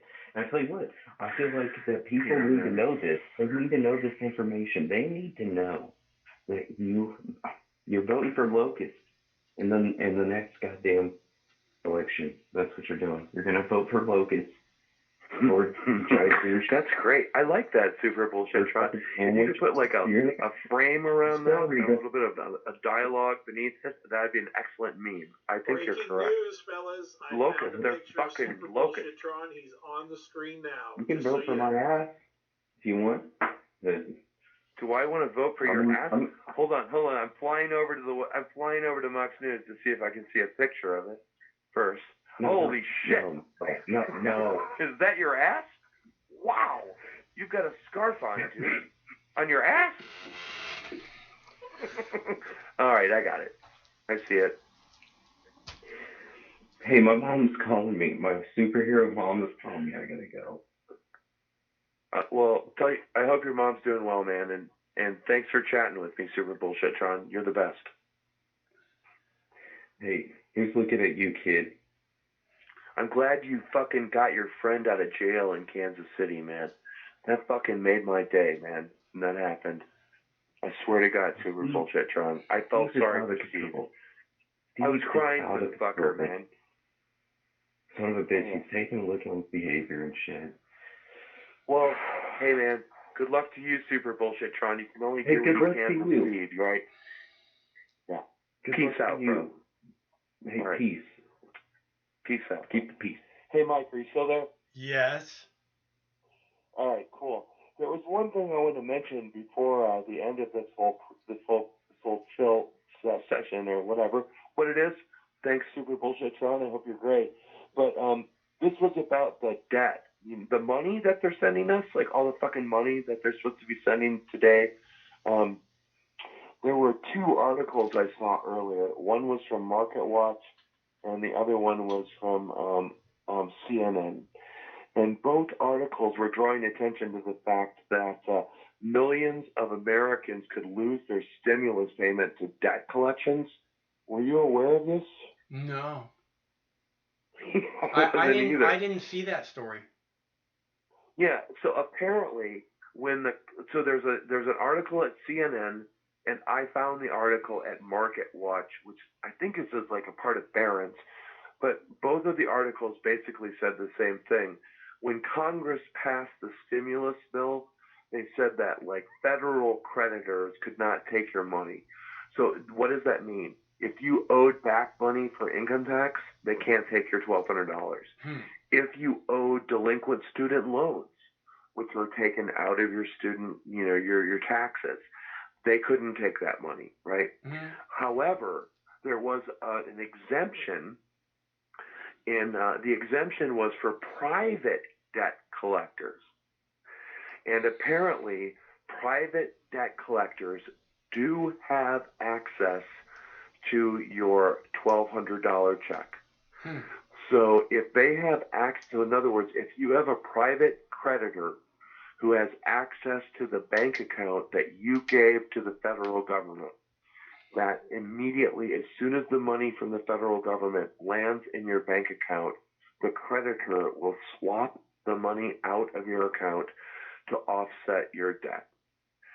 And there was an article at CNN, there was an article at MarketWatch, and there's also a YouTube video at Ring of Fire, and that's a group of like civil libertarians who are lawyers, and they have like I think they had a program on RT, but they have a YouTube channel called Ring of Fire. So you could find it at any of those sources. And the reason why I mention this is because I find it absurd that, right, that the purpose of giving this money to the masses, everybody who's a kid gets $500, everybody who paid taxes gets $1,200 or whatever. If you have a Social Security number, you get $1,200, whatever. However, they made it very easy for the private collection agencies and credit card companies and debt companies to swoop in and grab that money right when the people needed that money. And according to that YouTube channel, Ring of Fire, the lawyers, the civil libertarian lawyers, they said that it's really just the Democrats in the Congress did not stand up. and that when they were given the opportunity, they had a chance to check federal debt. So you have a bad student loan, for example, or if you owe outstanding taxes, the Democrats made certain there were protections for people for that.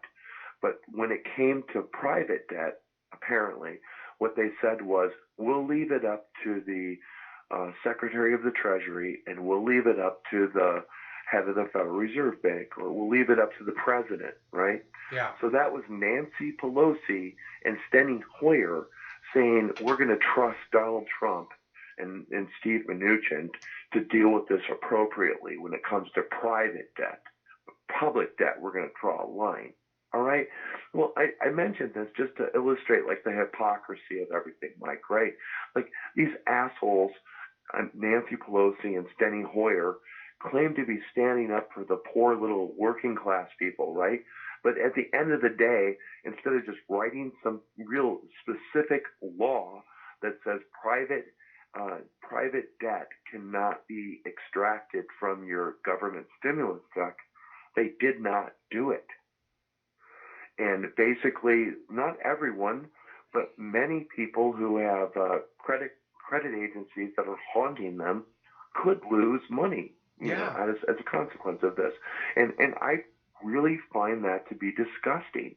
Like, in this time of plague, when many people are suffering, no kids are going to school, right? Mm-hmm. No little fuckers are in school. Like, the economy is at half of what it's supposed to be. Christ, and they're stealing money from people? Jesus Christ. And this is the other thing, Mike. Why are those essential businesses anyway? How the hell is, like, collecting debt an essential business? Right? I told you this whole thing is just a giveaway to the to the banks, man. This whole stimulus thing is just another giveaway to the fucking banks, dude. Yeah, the last one since Obama did it in 08, 09. Same crap, same story, same back channel. A lot bigger, yeah. A lot more. Hey, man, you're absolutely right. And I want to thank both you and Craig for all of the opinions that you allow on your program, and also for the callers who make your show very fascinating. And I'm going to listen to the rest of the callers. And I want to thank you again. And hopefully, Mike, I'll be able to send you $5 in the next week. Try to figure it out, man. Okay, Chris. Well, that'd be very generous of you. Thanks very much. And it's very nice of you to call. I always look forward to hearing from you. So I guess we'll talk again soon. We will. Peace, Mike. Have a great night. Okay, you too. Bye-bye. And that's our buddy Chris from Olympia. And super bullshit Tron.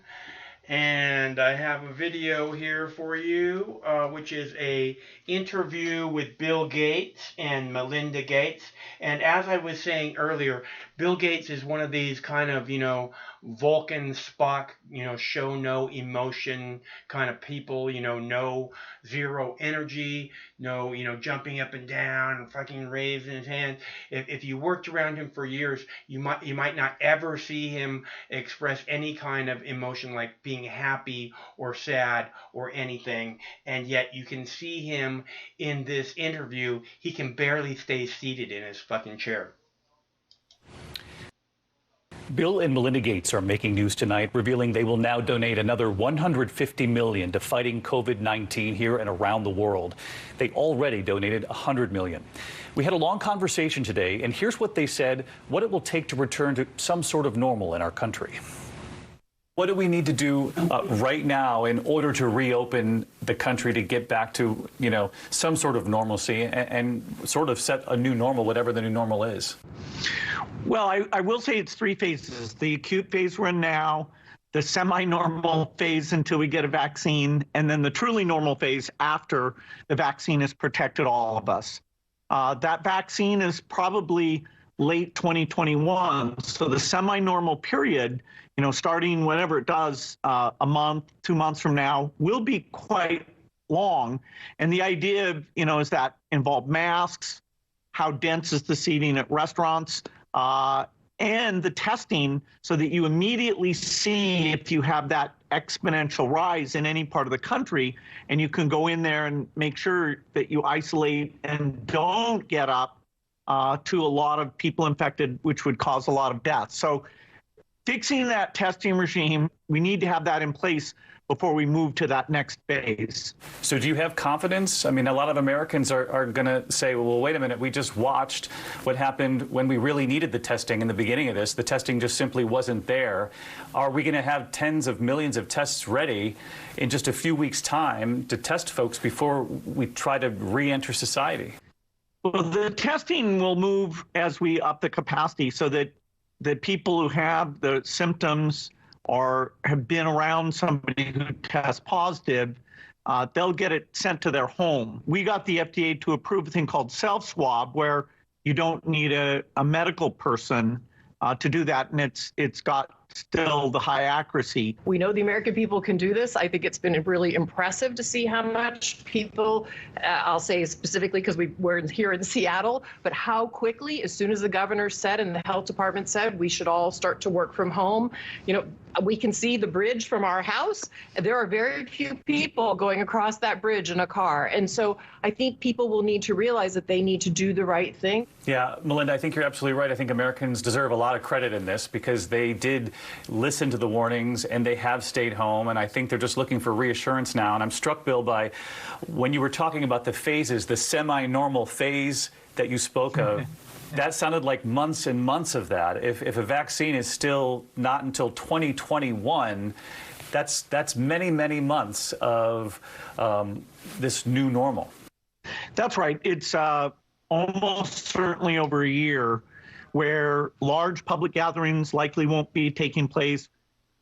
We are going to have a much longer conversation tonight with them both on a vaccine, whether there'll be a second wave of this in this country, whether we have immunity. That's tonight, 9 p.m. Eastern on my Instagram and on World News Tonight's Instagram. All right, so you see Bill Gates there, and he's just like beaming, right? He's just smiling ear to ear. He's waving his hands around. Again, that's not who Bill Gates is. Again, you could work with him for years and years and never see any kind of animated act from that person at all. Like it's just a fucking robot, right? But now when he's talking about the virus and the blah, blah, blah, he can barely fucking stay seated in the damn chair.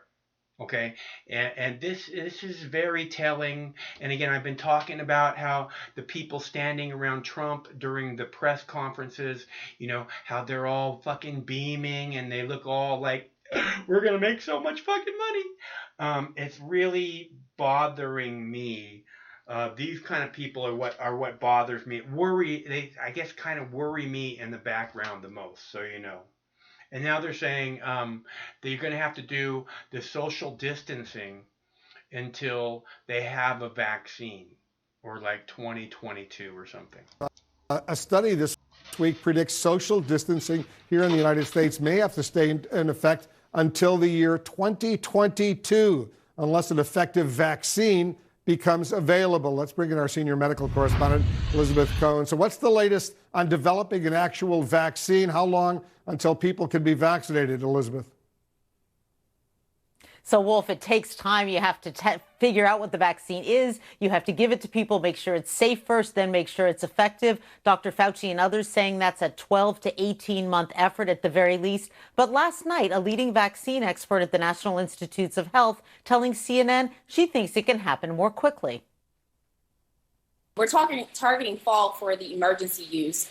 So that would be, for healthcare workers and people who might be in constant contact and risk of being exposed over and over. And then for the general population, our target goal is for next spring. Now, Dr. Corbett says that they can do it quickly, partly because the NIH was ready to, as she put it, aim and shoot. They knew that a pandemic would be coming at some point, and they set up the infrastructure to make the vaccine happen quickly. But I will tell you, Wolf, that we've reached out to vaccine experts who are skeptical that it could really be ready to give to people by the fall. Elizabeth, once a vaccine is developed, and I know not just here in the United States labs, but labs around the world, they're working on a vaccine as well in China and Europe, elsewhere. How fast can they produce enough doses for everyone, and how do they decide who gets it first?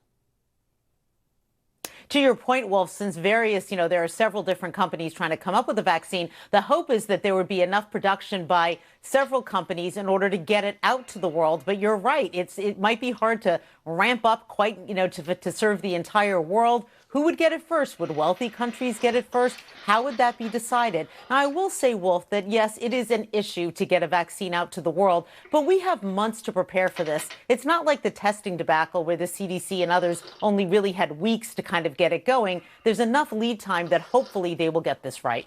All right, let's hope. Elizabeth Cohen reporting for us. Thank you. Coming up, coronavirus patients. I'm back. I got my tea warmed up. I needed to warm my tea up.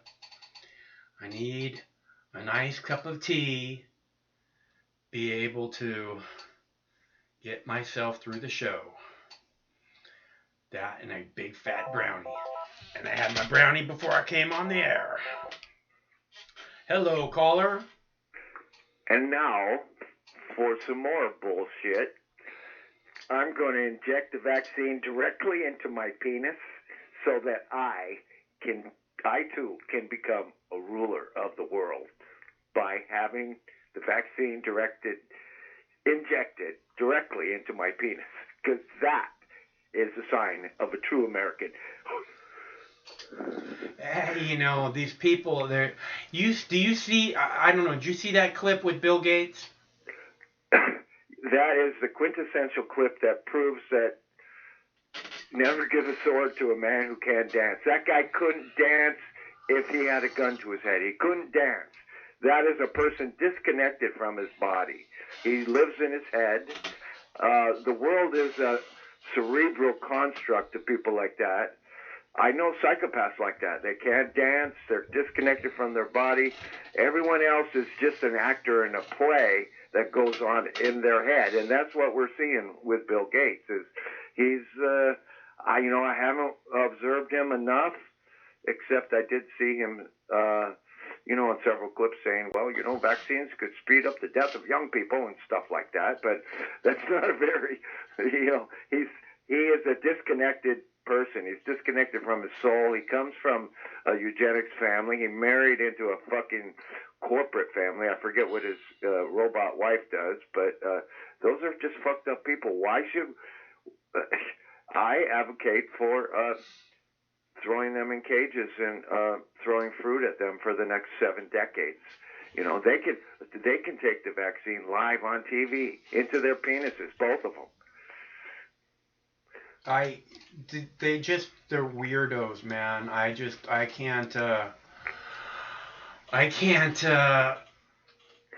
There's something wrong, okay? Look, here's the deal. They look fucking more pumped up and excited than they would ever normally look. And this is very, I think there's some kind of a telling thing. It's like there's a clue there, and I don't want to overlook it, and I'm very concerned about that clue. I really... Well, I listen to every conspiracy theory that comes down the pike. I probably get it the day it arrives or the next day.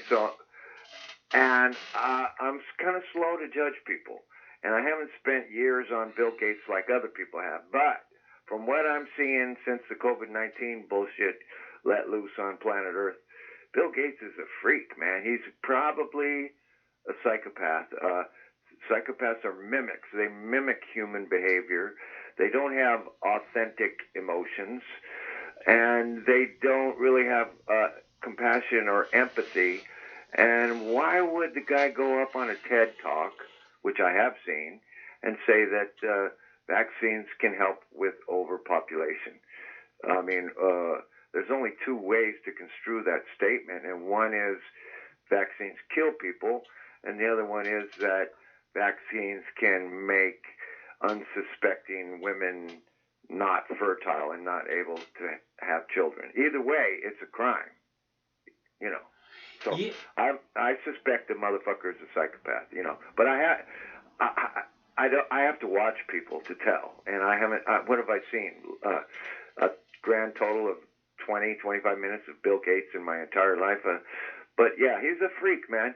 let's let everyone in Congress and the president and the Supreme Court and all the heads of the Federal Reserve take the fucking vaccine live on television, and then let's just wait a month before we take it. Because I ain't taking it no matter what. I'm not taking it. I don't care if they take it or not. They're not going to take the real fucking... They're not going to take the same shit they're going to give us. You're right about that. Yeah. I'm not taking... I don't want anything to do with fucking for-profit medicine, man. It just is not in your best interest. It's for profit. That's the reason they're doing it, because they make money off of it. They're not there to fucking fix you. They're there to see how much money they can make off of you. Or you know, they have, and he's going for exemption. They've already paid out in a special fund $4 billion for vaccine injuries. Now, I don't know how, over what period of time that's been paid out. I suspect, 5 to 7 years, no more than that. And and if I know anything about the court system, each victim probably will get $1 million or $500,000, no more than $2 million per person. So you're looking at about 4,000 victims out of God knows how many that haven't won their court case. So vaccines are, for the most part, unnecessary. I mean, I don't think you can get a vaccine for dengue. I think you can get a vaccine for malaria. There are no current vaccines on planet Earth for any coronavirus. There's your big fucking tip-off right there. There are no vaccines existing on planet Earth for coronavirus. But now they're going to invent this one, and everyone on Earth is going to take it. Shoot it into your dick, Bill Gates. I just want to see your dick, Bill Gates. I think you're a handsome guy, Billy boy. And he's getting his ass reamed on Instagram, I guess. I just tuned in, Mike. Did anybody bring up the Maria Abramovich connection to the Microsoft? Nuh-uh. Oh, yeah. Well, you know who she is? Nuh-uh. Maybe I got the first name wrong, but she is. Her last name is Abramovich, and she's some kind of a weird witch that's into spirit cooking. And Lady Gaga hangs out with her, and they make cakes shaped like people, and they eat the cakes like cannibals. It's some weird shit, man. Yeah. She was the poster girl for the recent Microsoft commercial, and people have downloaded that. And it's available, even though Microsoft got so much flack from it, they took it off of YouTube or whatever it was on. Why would Bill Gates have a certified satanic witch as the poster girl for Microsoft? And why would Microsoft do that? It's like, this is some weird shit, man. And I'm not really much into underground tunnels and, reptilians and slavery, but Bill Gates, man, he makes me want to kind of poop my pants a little bit, this is some weird shit. So, if you're a human being within the sound of my voice, it's okay to hate on Bill Gates, because that guy's a freak, and his wife's a freak, and only freaks hang out with freaks. So, fucking, if you see the guy, he's up in Seattle. Is that right, Mike? Yeah. Throw some fucking fruit at his car, whatever. Do something. He's not a senator. You can't get arrested for that shit, Just throw something at that motherfucker, Put up the signs. Bill Gates sucked a big one. If I was up in Seattle, I'd be all over that motherfucker. It's like, that's a freak. Never give a sword to a man who can't dance. And I've seen, I had a psychopath in my family, and he actually kind of looks like Bill Gates. Tall, lanky. And I remember at my sister's wedding. Bill Gates is not tall. Oh, how tall is he? He's like 5'5". Oh, he's just skinny then. He looks like a tall guy. So, this guy, I remember watching my ex-brother-in-law at my sister's wedding, and I had never seen a worse dancer ever in my life. It's like, is that guy dancing? Is he trying to dance? And then I come across the quote from Confucius that which is literally a statement on psychopathy that's 2,500 years old. It says, "Never give a sword to a man who can't dance." And so even Confucius, 2,500 years ago, knew that to be a real human being, you have to have a mind-body connection. And it doesn't seem like Bill Gates has a mind-body connection. So that's a bad sign right there. And you were just saying something about how you never seen him wave his hands or get excited. Yeah. And that's they mimic human behavior. Psychopaths mimic human behavior, and they don't have any authentic gestures or mannerisms of their own. They copy it like a monkey. I literally spied on my brother-in-law at least 3 years after he ripped me off for a giant amount of money and destroyed my family. I spied on him one time in a store. He didn't know I was there, and I was looking at him, and he started waving his hands in some kind of fancy way, and he was making these weird gestures that he never used to make.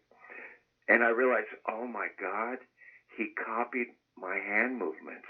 He copied my hand movements, because when I talk, I wave, I'm Italian. I wave my hands around. I do this. I do that. I'm animated. And this is a guy very much like Bill Gates, very reserved, got a reptilian, behind his eyes is really a reptilian. So, fuck. I mean, I'm not worried about it, because it looks like our orange genius friend kind of put the kibosh on the WHO, and he's, I really haven't heard what Fauci has said about that. Has Fauci come out and said anything about that? Yeah, he's dragging his feet. He's not, he's afraid of Trump. So he's gonna start kissing Trump's ass up and down fucking Pennsylvania Avenue for the whole world to see.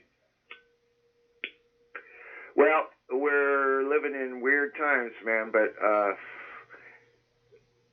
there are people out there that can't wait to get their vaccine. It's like, oh, I'll feel so much better. Oh, I know. There's people out there who absolutely love modern medicine, dude. I know. I got a whole family full of that shit. I'm actually kind of worried about my sisters, because they're both doctors, and so one's in a San Francisco hospital and one's in L.A. It's like, man, if anybody's going to die, it's those two. It's like, what am I going to, that would be a tragedy. But a lot of these medical families are experiencing that tragedy right now. So, I went to the store today. Where did I go? I went into Vaughn's. And I guess I was the only person in the whole goddamn store that wasn't wearing a mask. And I thought somebody was going to come up to me and fucking tell me to get out of the store. You have to have a mask to come in the store. But nobody did. Yeah. So that was cool. So, but I did feel, it's like I was the odd man out. You don't have a mask, why aren't you afraid like us? And the more, the truth is, I just didn't bring a bandana with me, and I said, fuck it. Yeah. There's no line. I'm gonna go in there and grab some shit while I'm here, Yeah. No, look, man, I'm not wearing a mask until they fucking make it required that you wear a mask. Now, that being said, over the weekend, I made sure to get a fucking mask, because if it becomes required, I need to be able to go into the fucking grocery store, Does it make sense to you that you should have a mask on when you're walking through the park? No. Only for the store? Yeah. Okay, well, I can dig that, because... no, it doesn't make sense for the store. I told you I'm not wearing a fucking mask at the fucking store unless they make it mandatory. That's why I have a mask. Because in L.A., they've made it mandatory. Other places, they're making it mandatory. If you're going to the fucking grocery store, you must wear a mask. So I'm not going to not be able to get into the grocery store. That's all. That's why I have a mask, in case they make it mandatory. Now, from a legal standpoint, let's say I'm in Ventura County, California, which I happen to be in, and I go somewhere, and some cop wants to write me a fucking ticket for something that he thinks I'm doing wrong in connection with COVID-19, like not wearing a mask. But as far as I know, the state legislature has to pass a law in order to legalize the law so the cop can write me a legitimate ticket. The cop can't write me a ticket for a law that's not on the books. Doesn't that sound correct to you? They're arresting people for having church services. They're arresting people. Tucker was talking about somebody who got a $1,000 ticket for sitting alone on the beach in New Jersey. The only thing I can think of that they could write you up for is like public endangerment. They have to write the law that you're breaking. Yeah. What? Existing law, yeah. Yeah. So that's all I can think of. Public endangerment or, what are they going to do? If you're not wearing a mask in your car, they're going to give you a reckless driving ticket. So this is we're in weird legal territory. I don't want to be harmful to the public or be harmed by the public, but I'm not going to pee my pants over this shit. I'll probably be better off just getting it and getting a fucking immunity to it, and then I go about my business. Probably won't even affect me a single bit. You got 1 in 10,000 people dying from it. That's not a lot of people. And those people are probably have been maximum exposure, not like somebody breathed on me. I mean, they're probably around that virus and it built up in their system. So yeah, we're in weird territory. How's your show going? I just kind of tuned in. Show's good. We had nice flow of callers and keeping it moving, keeping a positive attitude, doing it live, whether you like it or not. I like it, man. And put a link up there, and I'll throw down $10 for you. Oh, okay. I'll put a link up there. Thanks. Okay. That'd be very nice of you. Thanks very much, Michael. No problem. You deserve it. So keep up the good work, Mike. Okay, bro. Well, we'll be back, tomorrow. I look forward to talking to you soon. Yeah, what's today? Wednesday, right? Yeah. Today's Wednesday? Yeah. Yeah. More soup. Sounds like a good plan to me. Talk to you later, bro. Okay, see ya. And that's our buddy Michael from Southern California. And he is always a wealth of information. And I got to put up a link for him. Give me just a sec here. And Mox News survives solely on contributions from good people like you and Michael. And the contributions have been very slow. So if you can give like $5, that would be super, super generous of you. If not, I understand. And that's not what this is about, and it's never been about that. If it ever had been about making money, obviously I would have stopped long, long ago, because I can make much, much more money doing almost anything else at this point. You never know, that may change, but at this point, lots more money. So it's never been about making money. It's just been about trying to do the right thing by you guys. The live show has become about... Mox News has always been... I've always credited the viewers for making Mox News worthwhile. You understand? It's the comments. It's not that, this mainstream media news story that I'm posting is like somehow enlightening, although the way I frame it is often very eye-opening. But it's that the conversations that had been had for years and going on over a decade. We've been doing YouTube since there's been a YouTube. So but in the last few years, YouTube has become like 50% of the comments now get censored on YouTube. So we're now doing the live call-in show so that we can sidestep the YouTube censors. Nobody's comments on the live show are getting censored.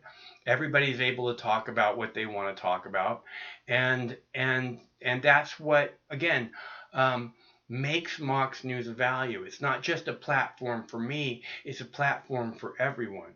And that's what, and that's why it has the value, is because everyone's voice is of value. And the more voices that we have, the more valuable Mox News will be to everyone. So that's why we're doing the live call-in show now, so that people can get their voices back from an overly censored YouTube, overly moderated, censored, people who just love censorship. Why on earth, why on earth doesn't YouTube just fight tooth and nail for freedom of speech? Like, that is the end all, be all of everything when it comes to the internet. And I'm not talking about porno. I'm not talking about, nudity or extreme violence. I'm talking about people talking. People, when they act like people talking is a dangerous thing, it means that those people stand on thin ice, because people talking might melt that ice and they'll go through into the icy waters, never to be seen from again. That's the only reason why people censor people, because they have something to hide. Okay? Never forget that. And anyone who is censoring speech is a threat to all humanity. Never forget that either. That being said, I happen to have an Anthony Fauci interview. Michael was just asking about what he's saying about all this, and I have an interview from this evening. So here you go.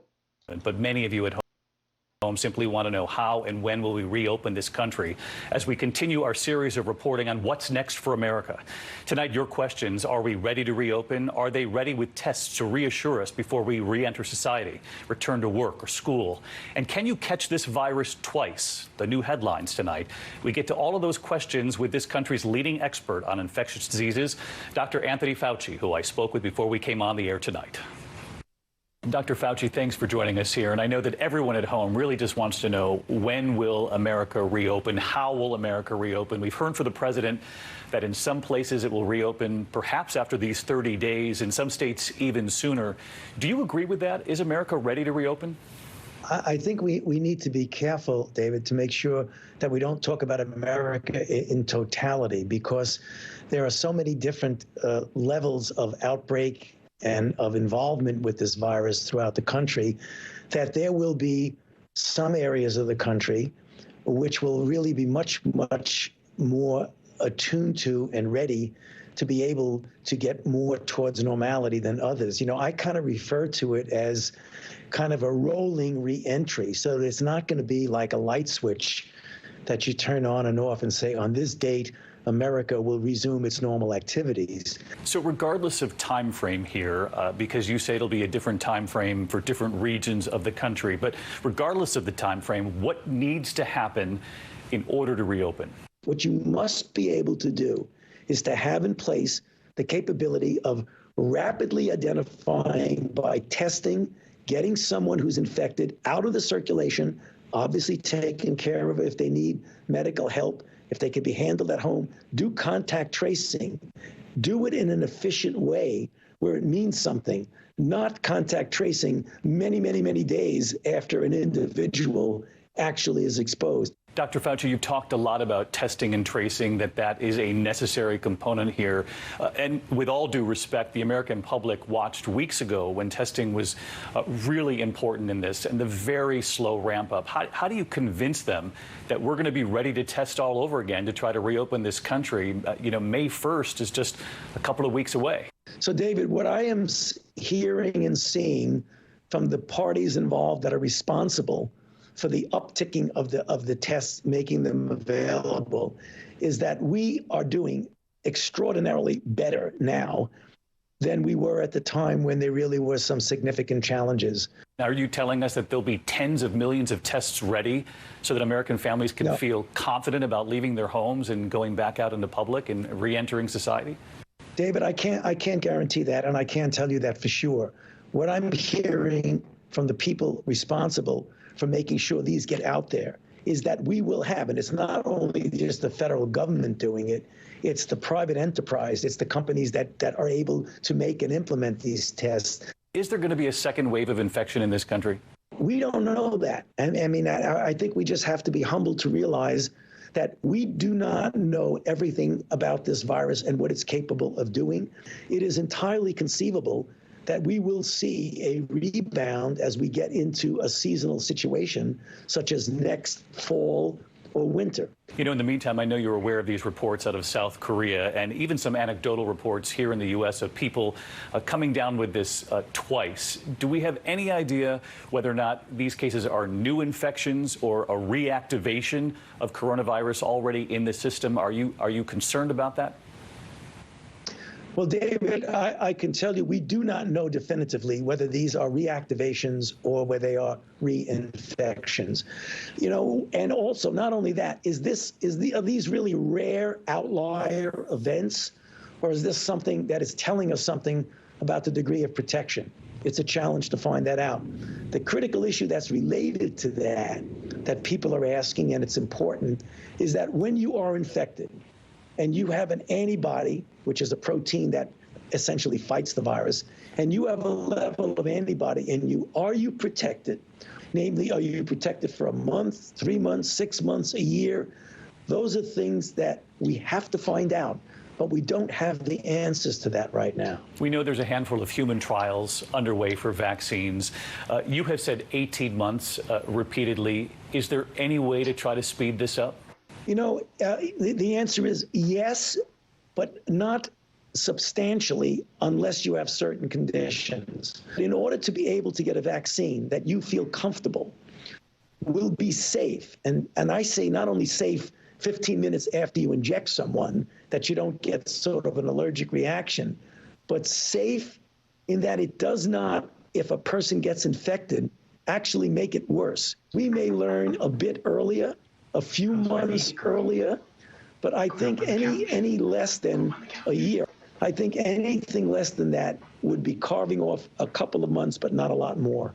So that essentially, Dr. Fauci, takes us right into next winter. And I know a lot of people watching, you know, are concerned about their parents, their grandparents. Does that mean we're going to have to be awfully careful with them and perhaps keep a distance from them all the way through, you know, next January, February, given the timeline you just gave me?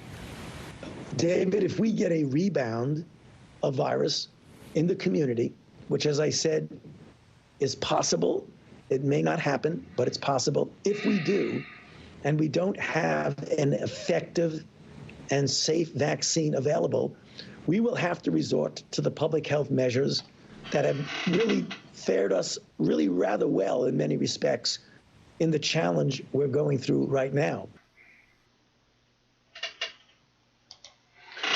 And now is when we smoke the marijuanas into space. Dabs in space. Still a little hot. Still a little hot. Hold on just a sec. You'll be ready in just 1 sec here. Hold on. Just wait 1 sec. Just 1 sec.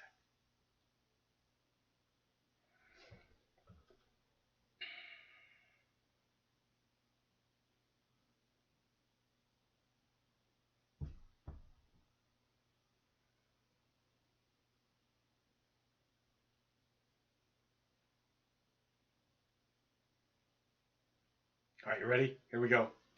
I'm ready. We're ready. Bong's ready. Here we go.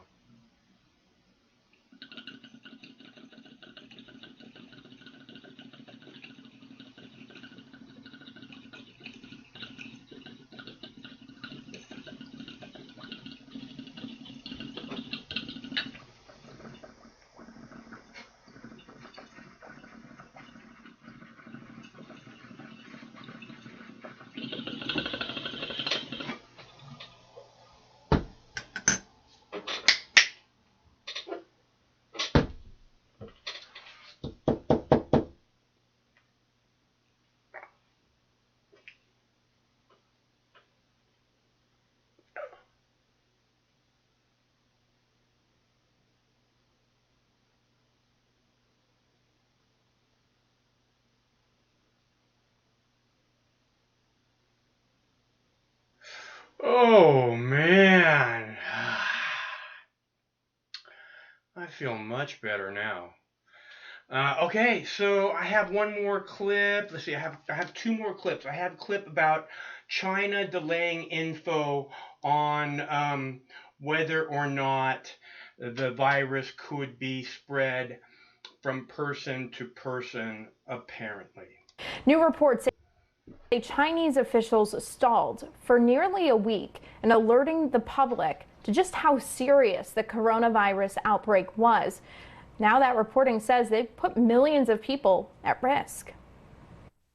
Internal documents obtained by the Associated Press show a 6-day gap between when Chinese officials determined that a major public health event would develop from the coronavirus and when the public was put on alert. According to a memo obtained by the outlet, the country's top medical agency outlined an assessment of the virus on January 14th in a confidential teleconference with provincial health officials.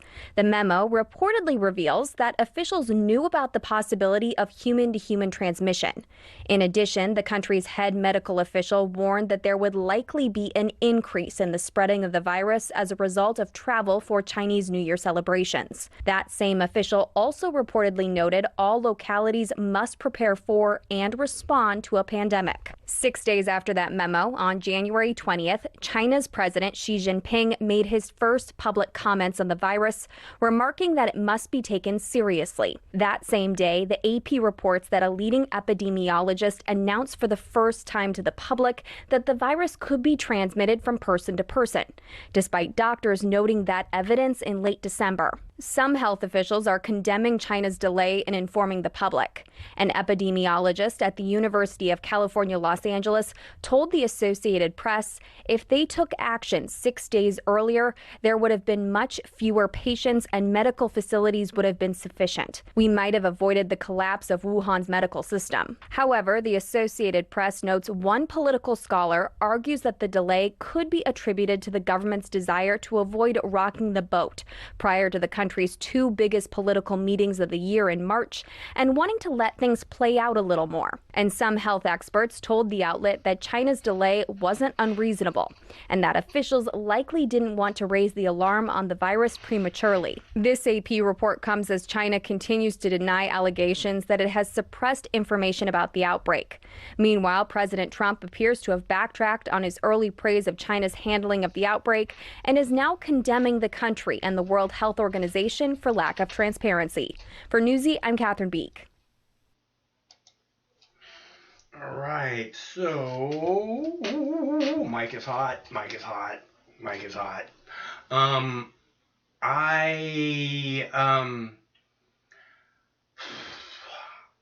have another video which again is calling for more testing, and the way that this is worded is that they say industry leaders.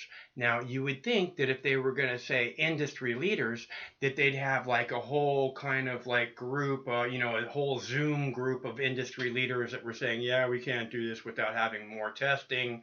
We can't go back to life as normal without more testing.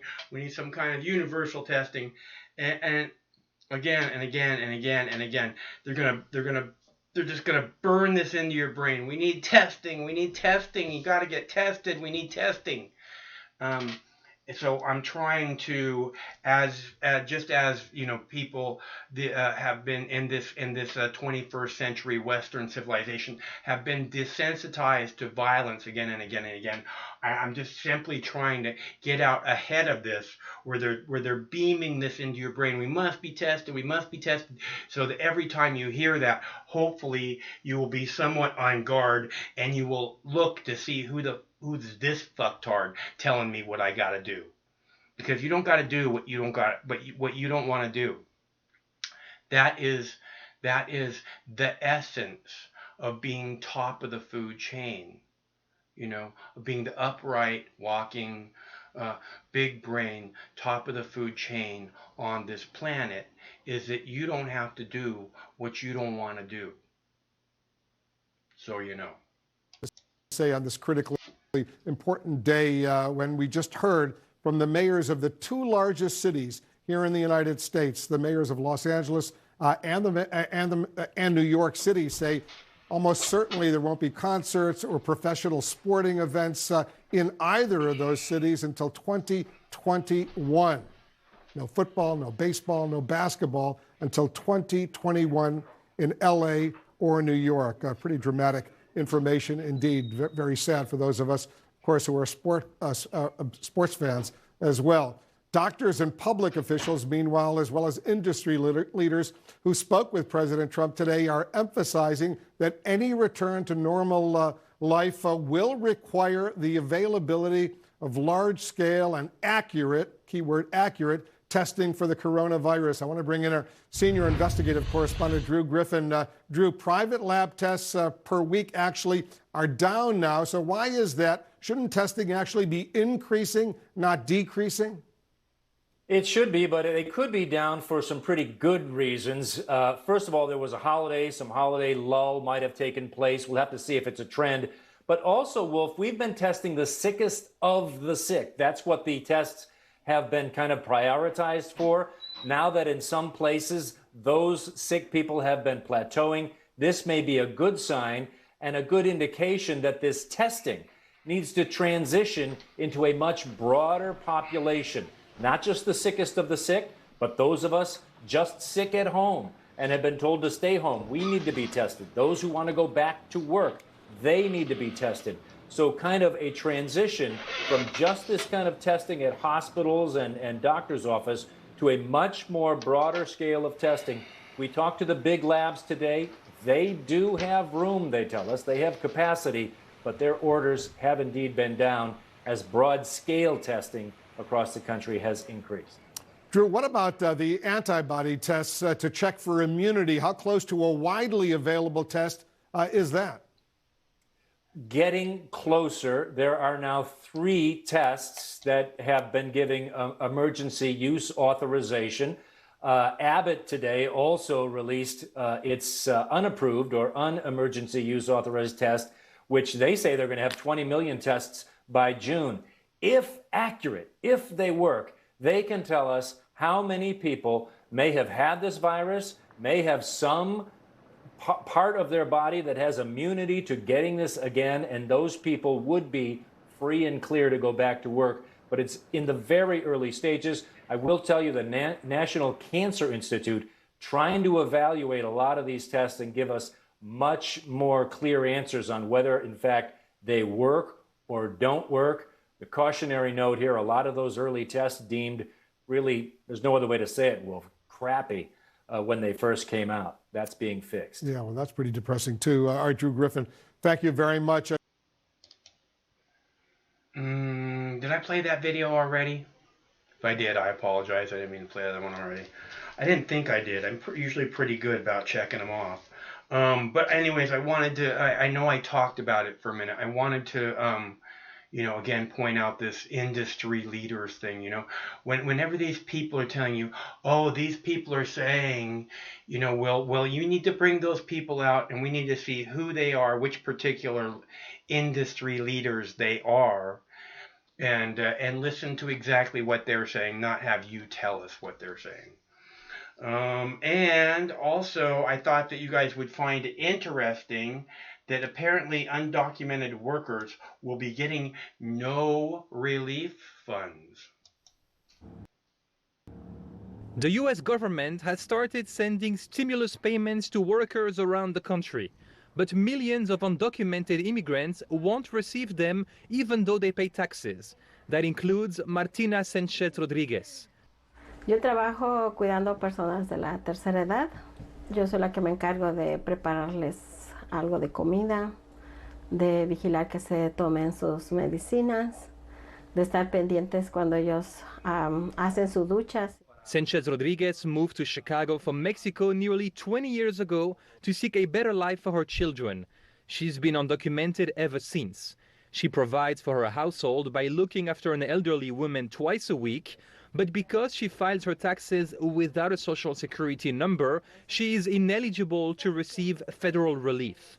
Estoy tranquila y agradecida al mismo tiempo con mi empleador que al menos se tocó su corazón y dijo, ok, te voy a apoyar. She's been furloughed because of the coronavirus, but her employer is still paying her wages through April. Like Sanchez Rodriguez, jobless undocumented immigrants nationwide have to rely on their own networks to survive. With this pledge campaign, which came out as a very simple idea, we're seeing that the vast majority of working class people actually do want to help each other. Frank Lara started a campaign at his San Francisco Teachers Union to pledge federal relief payments to local undocumented families. He says so far more than 320 individuals plan to donate their checks, raising over $100,000. They only have their labor to make money. And if you're asking them to no longer work, then they have no money. From California to New York, organizations helping low-wage immigrant workers are also fundraising. The Workers' Justice Project, which runs 2 job centers in Brooklyn, is trying to raise $100,000 to help its mostly undocumented members. There is a deep recession that is hitting day laborers, domestic workers, and that has impacted the economic life of thousands of immigrants who are now left alone. Besides crowdfunding, immigrant advocates are also calling on city and state governments to provide relief for workers regardless of immigration status in the absence of federal help. As for Martina Sanchez Rodriguez, she says she's tired of being invisible. Pues a todos los políticos yo quisiera decirles que no se olviden de todas las personas que estamos limpiando, cuidando niños o cuidando personas de la tercera edad. Ben Chamizo, Newsy, Chicago.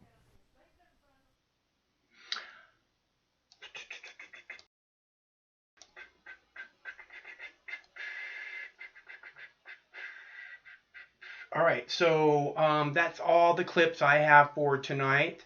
So I am out of here. I'm ready for some food. I'm gonna go get me a food. If you are interested, we do this every Monday through Friday at 7 p.m. Pacific time. I hope that we will see you here again because it's always better when you are here. So be sure and set your calendars. Hit the notification bell down there in the corner. That way you'll know everything that's going on the Mox News YouTube page. And be sure and know beyond a shadow of a doubt that one of these days this war is going to end. It has to end one of these days. So stay cool until that day. And it will be much easier to stay cool if you eat your marijuanas. So be sure and eat your marijuanas. Sometimes life can be a little overwhelming. Sometimes the weight of the world can be too much to bear. Sometimes you need to stop worrying and take a deep breath. Sometimes you need cannabis. Introducing Brightside, high-quality cannabis delivered right to your door. Brightside offers an extensive menu of strains and products to meet your needs. Choose the experience you want, and we'll send you the dankest herb, the real sticky icky, some top-shelf marijuana. If you like what we send you, keep the whole jar. We'll even include some nugs for you to blaze. As part of Discovery, you'll get to try new strains and products. Side effects may include euphoria, increased appetite, uncontrollable giggles, elevated sensitivity to musical dopeness, and reduced anxiety. Tetrahydrocannabinol may also induce feelings of existential well-being and relentless optimism. With a Brightside subscription, you can get it once a month, once a week, or whenever you want, all at a price you'll like. And yes, this is a real company.